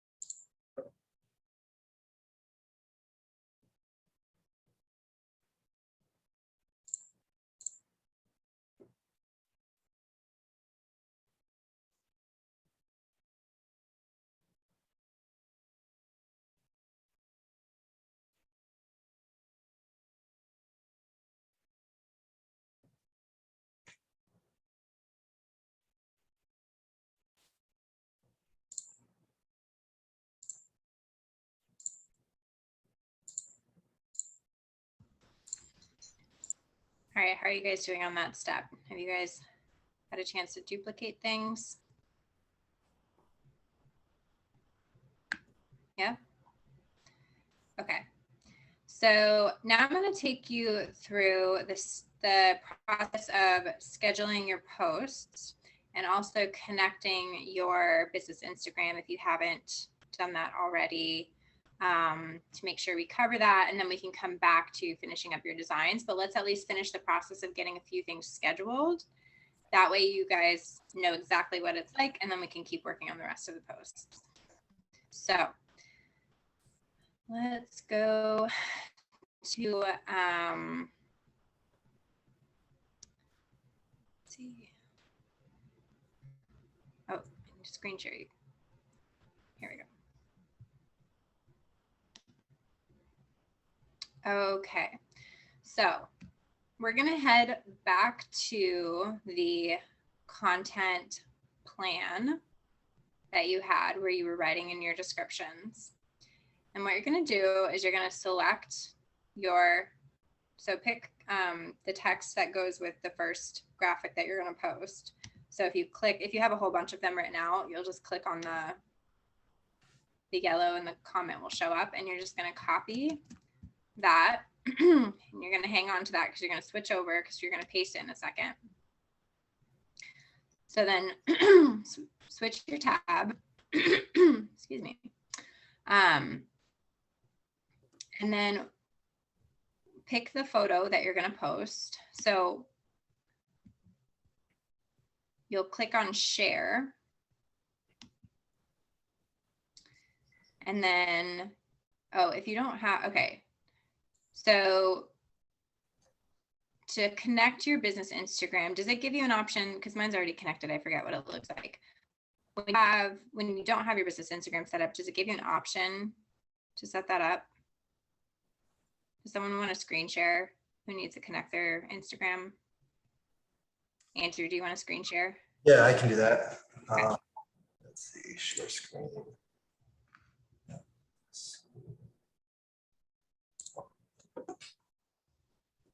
Okay, do you see my screen? Right. Not yet. Oh, there we go. Okay. Okay. Oh, good. Okay. So go to share. I want to see. Yeah, if you go back to the design that you were working on. Oh, okay. Yeah.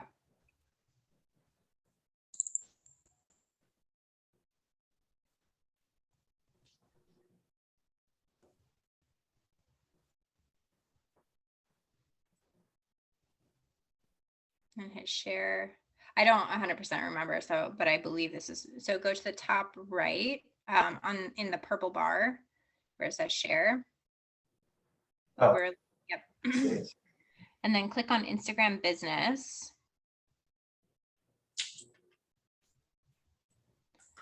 And then, yep, there you go. So then connect via Facebook. So do you have a Facebook page associated with your business?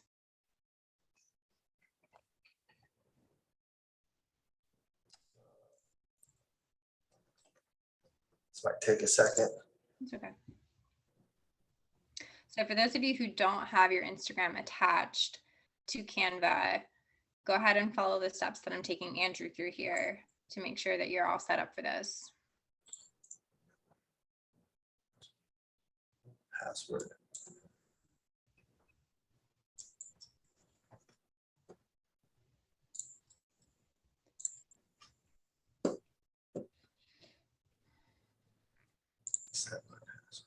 What does that say? You have not given enough permissions to publish.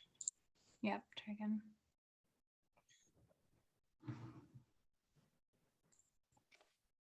Sorry, I'm like resetting a password right now. That's okay. That's okay.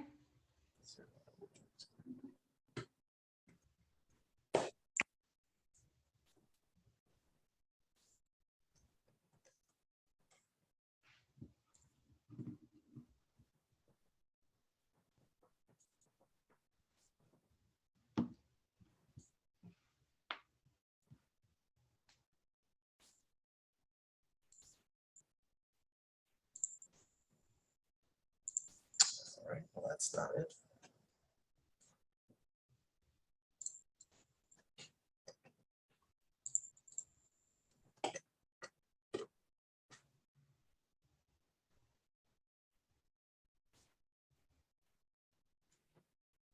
Does anyone have any questions while we're waiting? Yeah, go ahead, Ellen.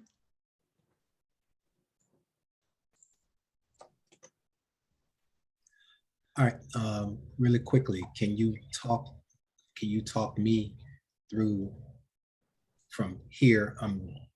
Talk me through it, please. Yeah, where are you right now? I am on my homepage. I understand what I'm on homepage. You're on your homepage? Yes, my Canva homepage. Okay.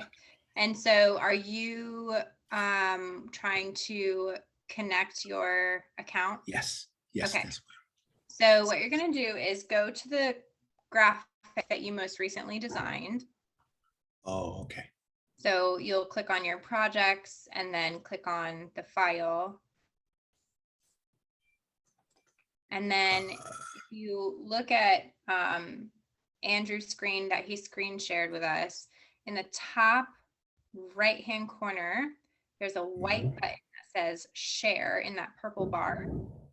Oh, okay. And then you're going to click Instagram business. And then that should prompt you to then you'll have to link your Facebook page that's connected to your Instagram account. Oh, okay. So you'll hit connect via Facebook, and then you'll have to go through the process that Andrew's going through of like signing in and giving all the permissions and things like that. Oh, okay. So do you have a Facebook page? So many dark pages. Yes. You do. Okay. Yes. And do you have an Instagram? Is your Instagram connected to your Facebook page? I'm gonna say yes. Okay. All right. You'll know very quickly. So go ahead and click connect via Facebook. Have you done that? Trying to get there.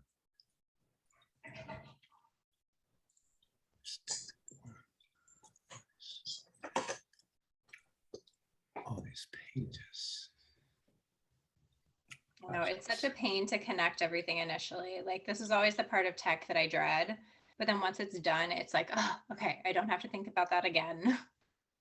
Because I don't like, I feel like I'm in between of like tech person. Like I like and know enough tech to like get the things done that I need. But like my husband is like very, very into tech and like just is such a whiz of problem solving that stuff. And I'm just like, I can't, like, I don't, I don't think that way.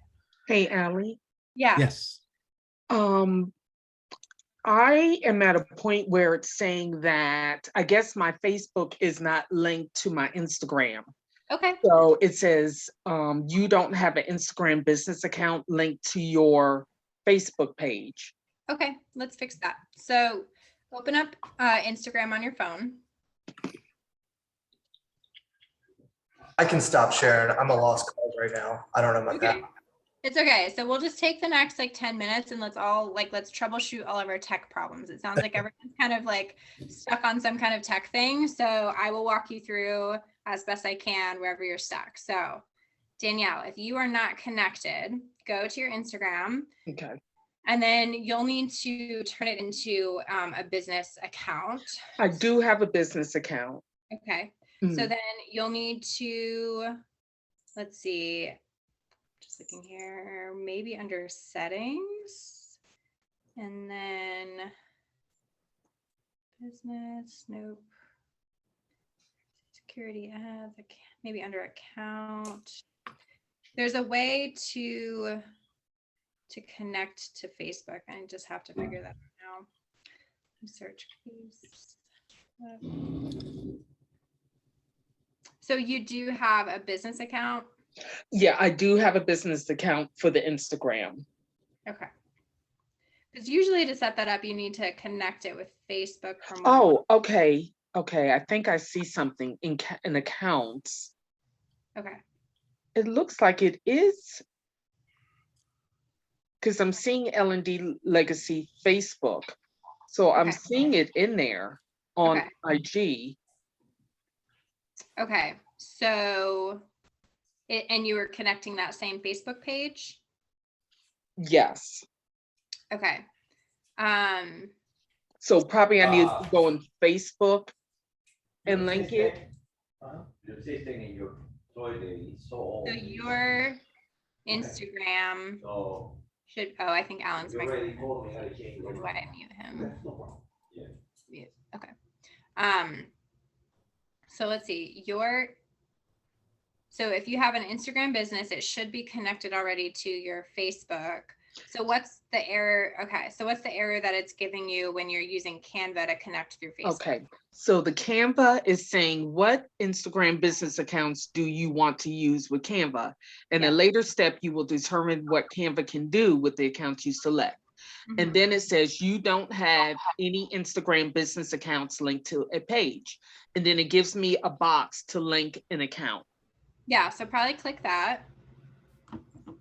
And I was doing that, and then I went into a black hole. Do you want to screen share? Go ahead and screen share and let's see if we can fix this. Okay.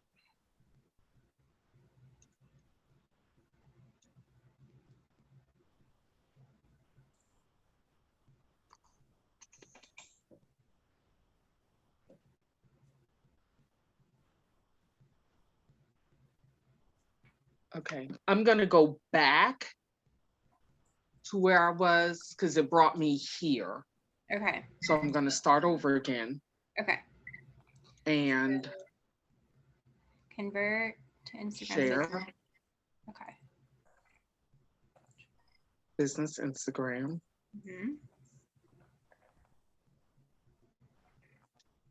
And then click connect via Facebook.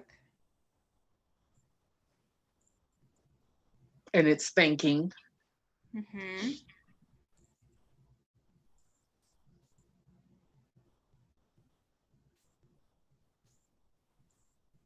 Okay.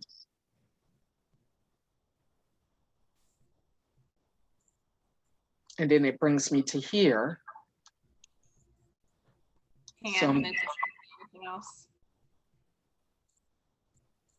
It's still only showing me the Canva page. Oh, it's still showing you the Canva page? Yeah, for the screen sharing. Ooh, sorry. It's okay. I wonder if it's only sharing that tab instead of the whole desktop. Bear with me 1 second.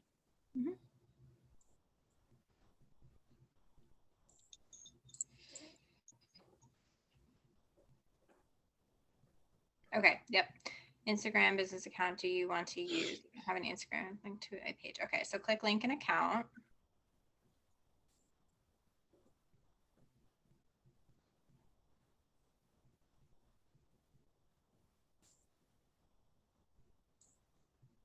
Did it do something?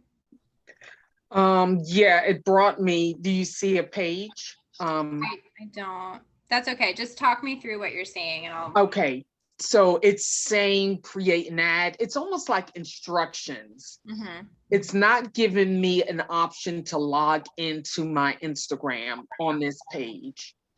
All right, well, if you go back to what you had, let's see. Can you just click next and see what happens? There is no next. There's a get started, download guide, create ad. So if you go back to the step before that I was seeing, so where it says what Instagram business account do you want to use with Canva? Oh, okay. I would have to, okay. So there's a next button. I'm curious. Okay. I have to start from scratch again. I'm going to do Instagram business via Facebook. Next.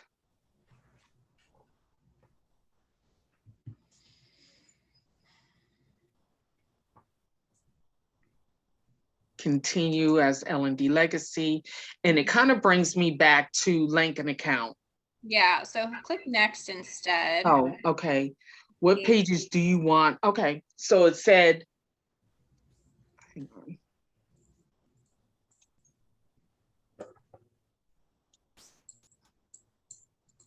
this is what it brings me to. Okay. What pages do you want to use with Canva in the next step? You will determine what Canva can do with your pages. Just click next and see what happens. What is Canva allowed to do? So those are going to be all the, yeah, so just click done and hit OK.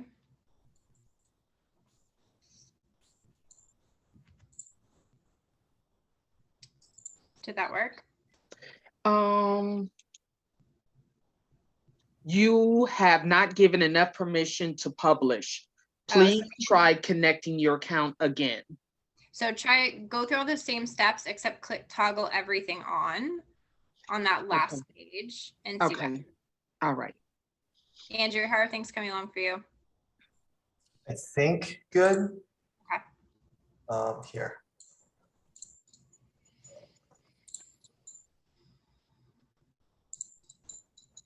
Seeing if I can share my screen again.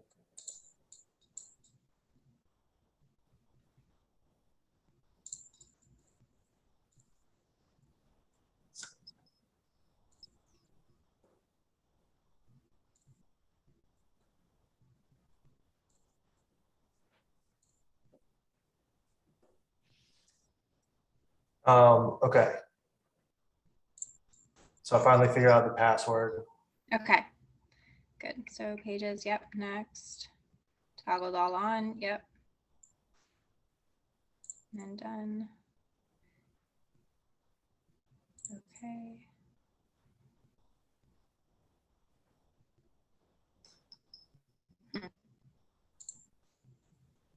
Try to hit share again. Not Instagram business. Weird. Connect via Facebook. Try that one more time.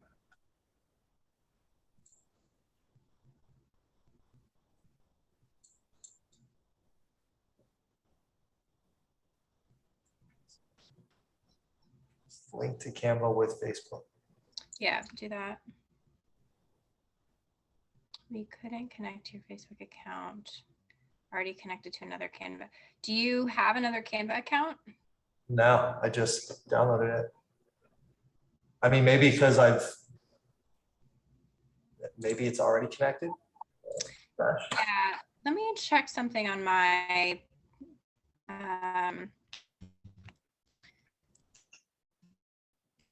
I think I have, okay. So you use Canva?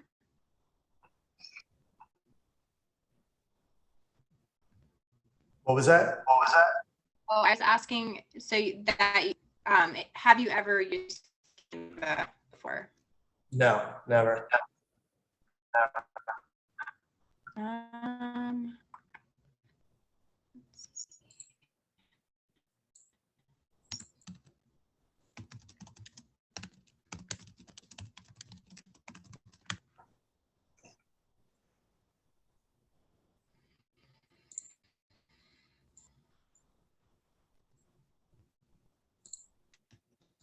So, okay, I'm going to send you a link, but I would go in and disconnect Canva from Facebook and then try reconnecting it.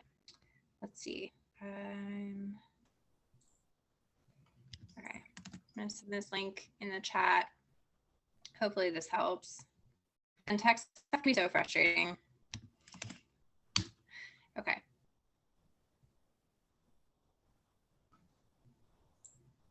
So let's take about like 5 more minutes to try to troubleshoot some of these tech things.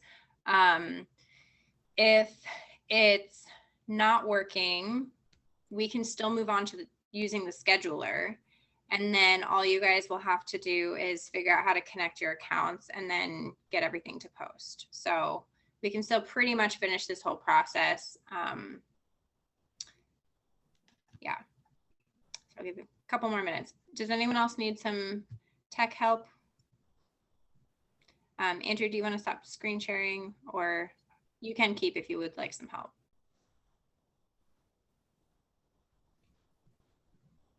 Okay. I'll give like until like 1:42. And And for those of you who are all good, you guys can just keep working on your designs. Yeah.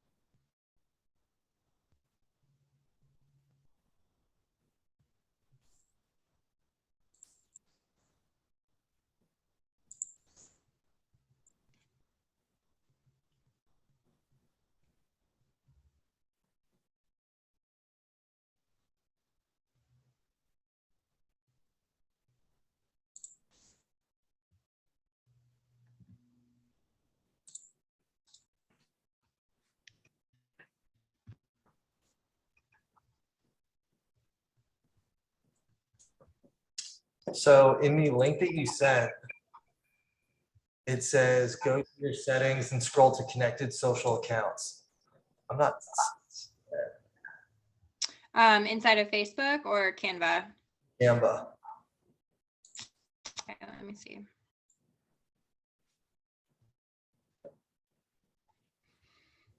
Let's see, icon, disconnect.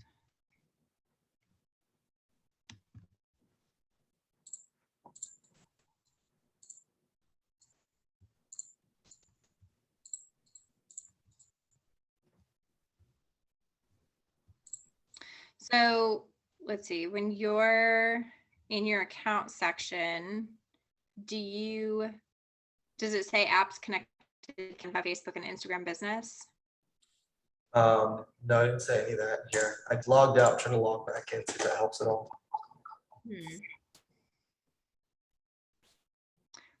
So I'll show you what it looks like for me, and then, so this is what I have here. So connected social accounts, and I have Google and then Facebook and Instagram. And so that's where you would disconnect. So if it's not appearing, Yeah, no, I'm wondering if you have to go on the Facebook end of things and disconnect from there. Yeah, you're definitely having, I'm not sure why it's having a hard time, but why don't we all move ahead in the scheduling side of things, and we can circle back around and try to get you worked out at the very end. Okay, great. So what I want you guys to do is take your social post, and let me screen share again. All right, so we're gonna hit share, and let's see, I think we should be able to just add it to the content planner. Where is the content planner? Here we go. So if you scroll down to social and you'll hit schedule, then you pick the day that you want it to show up on. You can also pick the time, and then you'll hit next. And I'm wondering if, let me just not select a channel, if it'll let me just do, because I know some of you don't have a channel. So text, and then save as draft. Okay, So I think at the very least, everybody who doesn't have their channel set up, you should be able to at least save as a draft. And then you can go to your content planner and make updates from there.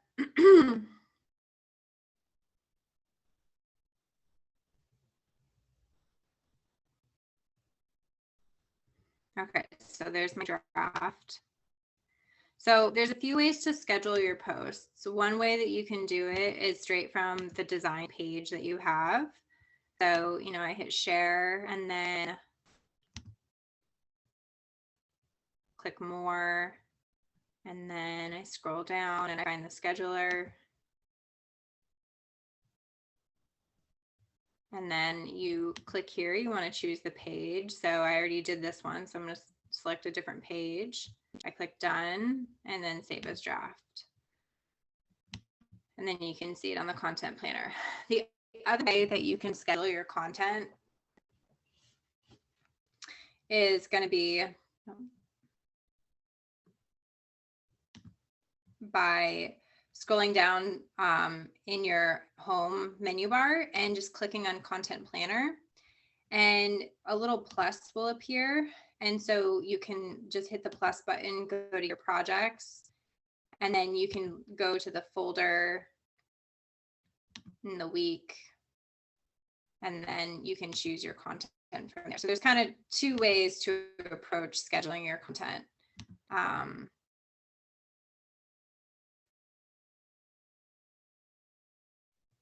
Right, option.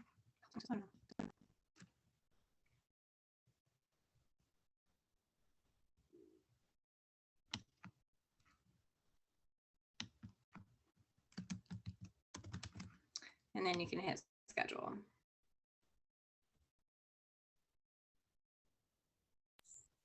Is there a limit to how far out you can schedule these?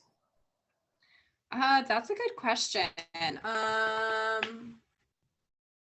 I don't know, actually. I think you can just schedule indefinitely. Oh, or maybe only 30 days? No, I think you just, I don't know, let me get it. So we could create a whole month's worth of content, schedule it, and then Yep. to do it again. Exactly. Yep. Just set it and forget it. So obviously it takes a lot of like brain power to sit down and do it, you know, all at once. But once you've knocked it out, then you're done for the month.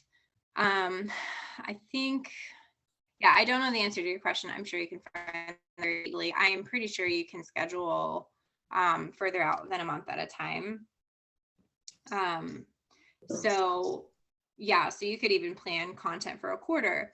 I would recommend probably sticking to just a month at a time. Number one, for the overwhelm factor, but number two, as you deploy your marketing, you're going to realize what's working and what's not. And it's a lot easier to adjust month by month rather than having to go back and redo like a couple months worth of content if you already did a whole quarter. Because, you know, marketing, there's kind of this dance between systematizing and automating things and then being very in touch with your target audience, what their questions are, what their needs are, and making adjustments. You know, you can't just go haphazard or just like, you know, fresh stuff every day. That's just not realistic for our lives. But if you're also just set it and forget it for 3 months straight, like you're going to find that you're a little bit out of touch with people. And so I think scheduling about a month at a time is a nice rhythm. Do you guys have any questions on that?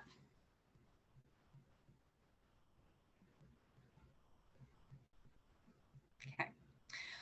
All right, so we are in like the last 15 minutes here. I know we've covered a lot, but I want to do a quick like walkthrough overview of everything we've gone through and done. I know we had a handful of different tech things we were navigating, so we didn't probably finish as much as we were hoping for, but we have gone through the whole process, which is really awesome and valuable for you guys.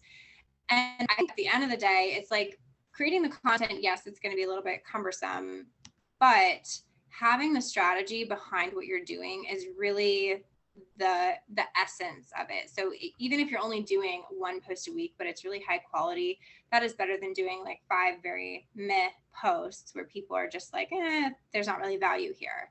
So I'm going to screen share and just walk through the workbook to show you kind of what we've done together. So we started off talking through the vision of your Instagram and the purpose of it for your business, who you want to connect with.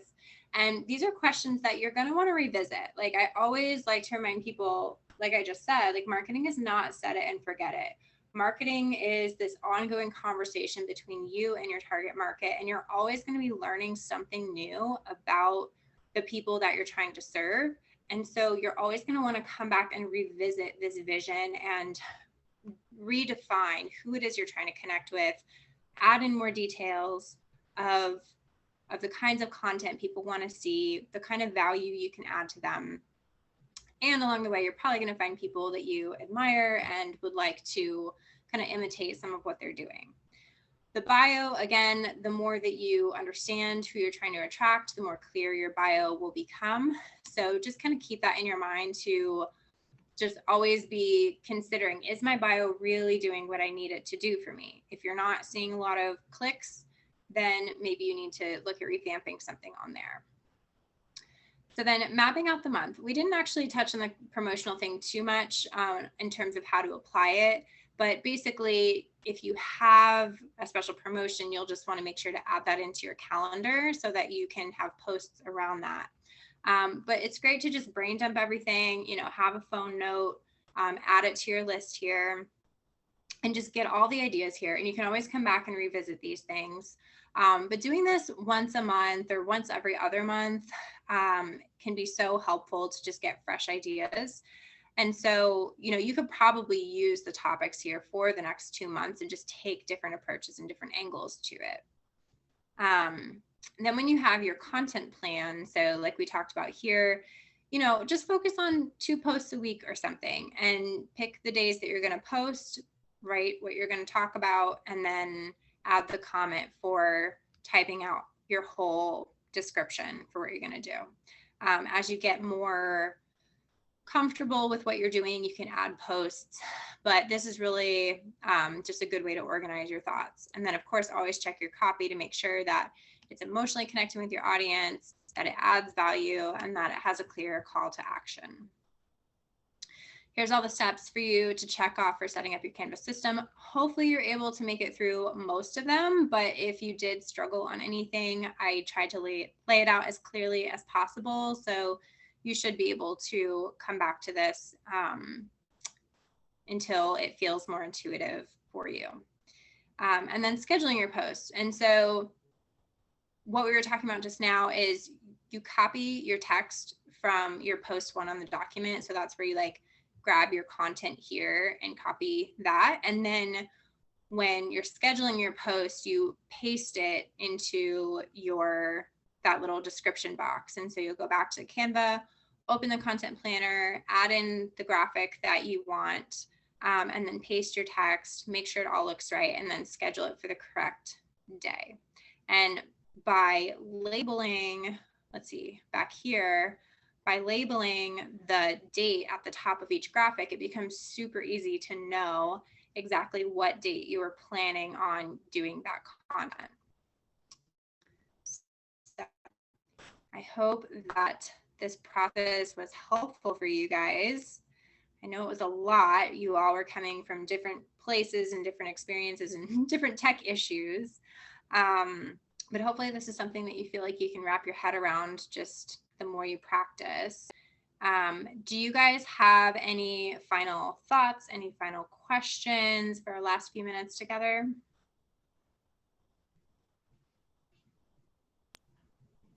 This is Danielle. Yes. I'm sorry, go ahead, Danielle. Oh, thank you. This was really, really helpful to kind of have a step-by-step, even though, you know, it's going to take a minute to gather the thoughts and put it together, but you gave us definitely the blueprint to be able to do that. And that's the beginning. So I appreciate this. Thank you. Oh, you're so welcome. I'm glad it was helpful. I'll repeat the same thing that Danielle said. Very helpful, very insightful. I was just trying to figure out, I'm like, well, how do these people make all of these posts? They just sit down around every day and come up with a post and do it every single day. No, now I know why. You know, Okay. secret. Because I was like, I know somebody, they have to have a social media manager sitting here doing this stuff every day. Yep. Yeah, So, I mean, it's definitely possible to do it yourself. It just takes setting aside that time. And I think, you know, once you guys learn this system and just practice it, I really think you can sit down 4 hours once a month, knock it all out, and move on with your day and with your month, and just focus on talking with people instead of like having to post all the time. So yeah, I'm glad you now see behind the veil and can understand. I do. Last question. Yeah. There's a lot of sites here like Tumblr, Slack, Pinterest. Would you recommend, to maximize our exposure, would you recommend that we get a page in each of these? Not right now. I think right now, focus on Instagram, get comfortable in Instagram, and then once you have your system, once you're consistent there, then you can branch out. I think that each of those has its own strategy, its own approach to it. And so you don't want to overwhelm yourself. And like I said at the beginning, take things from a very systematic approach. And so you want to have a solid system on the first thing before you move on to the next thing. Would Canva only allow one business to connect? You have multiple, so just curious. No, I think you can connect multiple accounts. I think. Yeah, you should be able to. That's something that you'll have to Google or look into the Canva, like their help documents, but I am like 80% certain you can have multiple accounts connected. Good question. Anyone else have any questions? Any last thoughts? Hey, yeah, I just wanted to say thank you so much. I agree with everybody else. This was awesome.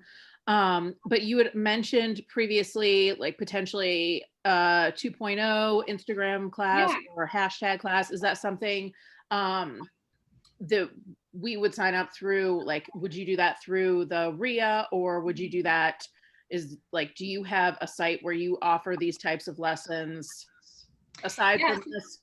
Yeah, I haven't offered this through my personal business yet. It's something I've really thought a lot about, like doing like a monthly marketing class or something like that. And so honestly, for me, this class is kind of a test into that of like, is this something people want? Is this something that, would be valuable for others? And so just, offering it through NCRIA kind of helped me to promote it. But if you guys were interested in another class in this, we could go deeper in Canva design. We could talk about hashtag. We could talk about like optimizing. Like there's so many things I could talk and teach about. And like for me, I don't know, how many of you have been to my my Monday marketing classes? Raise your hand if you have. Nobody? One, the very first one. That's right. We talked about that, the very first one. Okay. Yeah. So I teach once a month in NCRIA. A lot of it though is like higher level. It's more like the strategy and the concept behind like why certain things are important. Like I just did a whole thing on websites and like, how to optimize your website, but it's not like this hand holding process. It's like, I have slides, I'm talking for 30, 40 minutes, kind of teaching a lot, but it's not this like feedback conversation workshop style. And I honestly much prefer this. I feel like this is so much more effective for people to be able to get their individual questions answered, to walk through tech problems, all of that. So I think I really like giving classes like this a lot more. Did you guys feel like 4 hours was a good amount of time? Too much, too little? You liked 4 hours? Okay. It was the right amount to retain. Okay, good. Yeah, I feel like an hour teaching, you're sort of like in and out and you're like, what did I just learn? What should I apply? I don't know. And I think 4 hours really gives time to like go deep into something and process and have space for questions. So, okay, that's good to know. So you guys like the 4 hours. Would you guys be interested in a 2.0 of this class? Yes. Yeah. Yes. Can you guys just put your email in the chat and then I can email you guys if I put something together for this?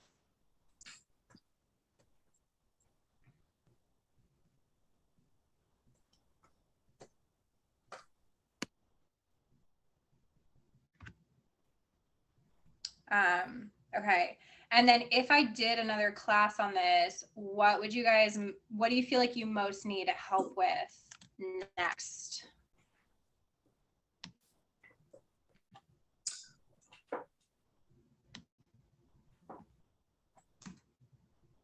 I mean, I think the content generation is still going to be a big thing, like how we Okay. from where we started. Okay. All On right. So you feel like Stories. Oh, story. I know. Yeah. Sorry. I wanted to talk about stories. I didn't because we just got stuck up in some tech stuff.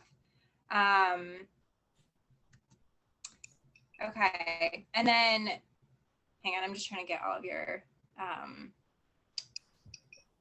your email addresses. I want to capture all those so I don't so I can be in touch with you guys.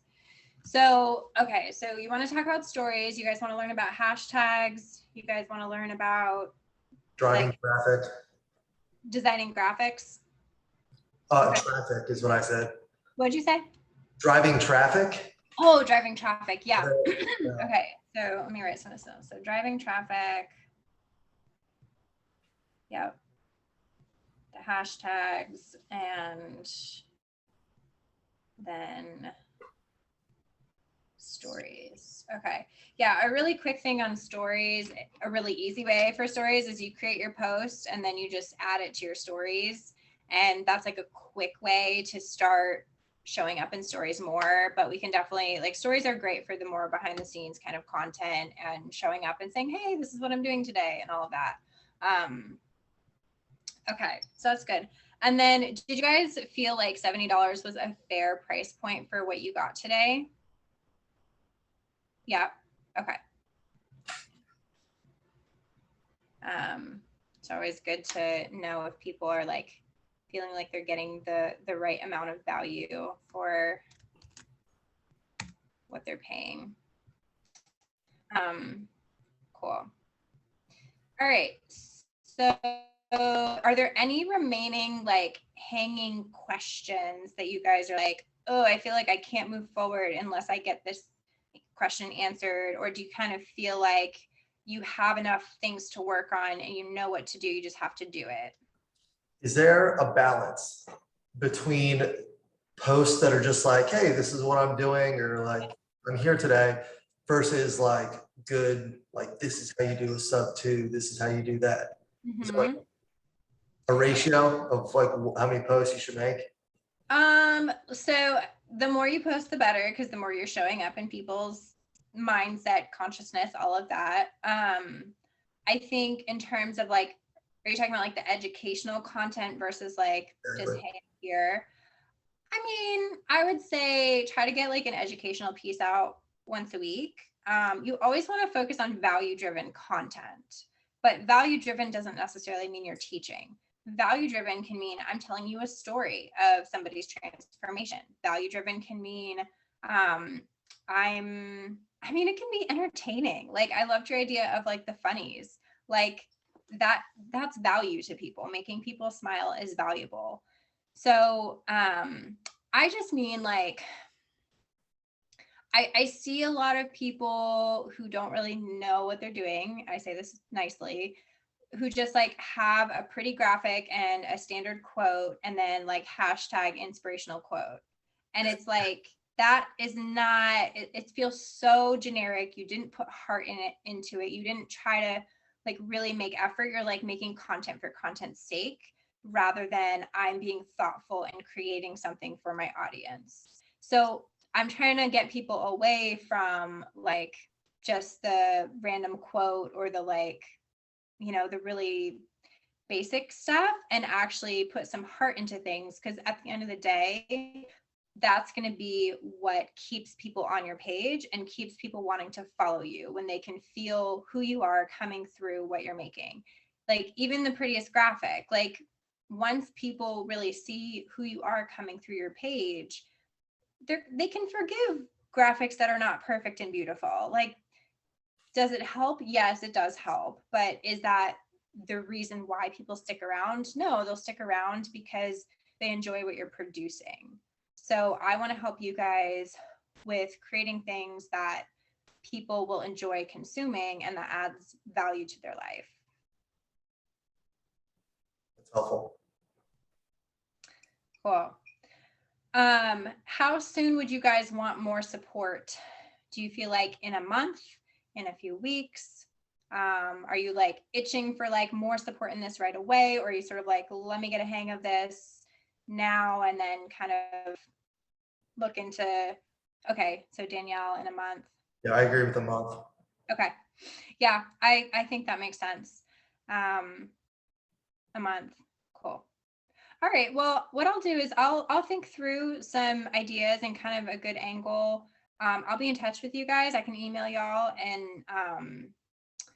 and then maybe we can put something else together, and I'll have to think about if it makes more sense to just kind of keep it with you guys, and maybe I run this class again, and then we kind of get like 2 groups that have been through this and then can join in that class, or if we'll just keep it small like this. And if I want to do it like through my business versus through NC-REA, because obviously like them promoting me is really big, but they also, yeah, take a good cut. So we'll see. All right. Well, it's been great. Let's see, I tried to take down and follow everyone's ID. Oh, yes, that's so good. Okay. I don't think I did that. Let me go back. I'm going to screenshot everybody. I think I just went through and followed everybody just because I was curious, and you never know, like, yeah, what you'll see and what ideas you can get from somebody else. yeah. That's a great idea. Okay. Awesome. Okay, I'm grabbing it too. So I'll give you guys a few seconds to grab that if you want. Yeah, and so for the recording, I think NC-REA, I think they're going to handle, like, it goes to their cloud recording. So I'll make sure, like, I'll be in touch with them to send you guys the recording once it's done processing. But this is great. It was so good to meet all of you. Thank you for your time and for just putting in the effort. I just, you know, kudos to you guys for stepping into something a little bit challenging. So, all right. Well, have a good rest of your Saturday. I hope you guys have something fun planned. I know I'm going to go do something fun now. And I'll see you guys around. Thank you, Allie. This was awesome. You're Thank you welcome. so much. Have a good one. Yeah. Bye. Bye, Thank guys. you.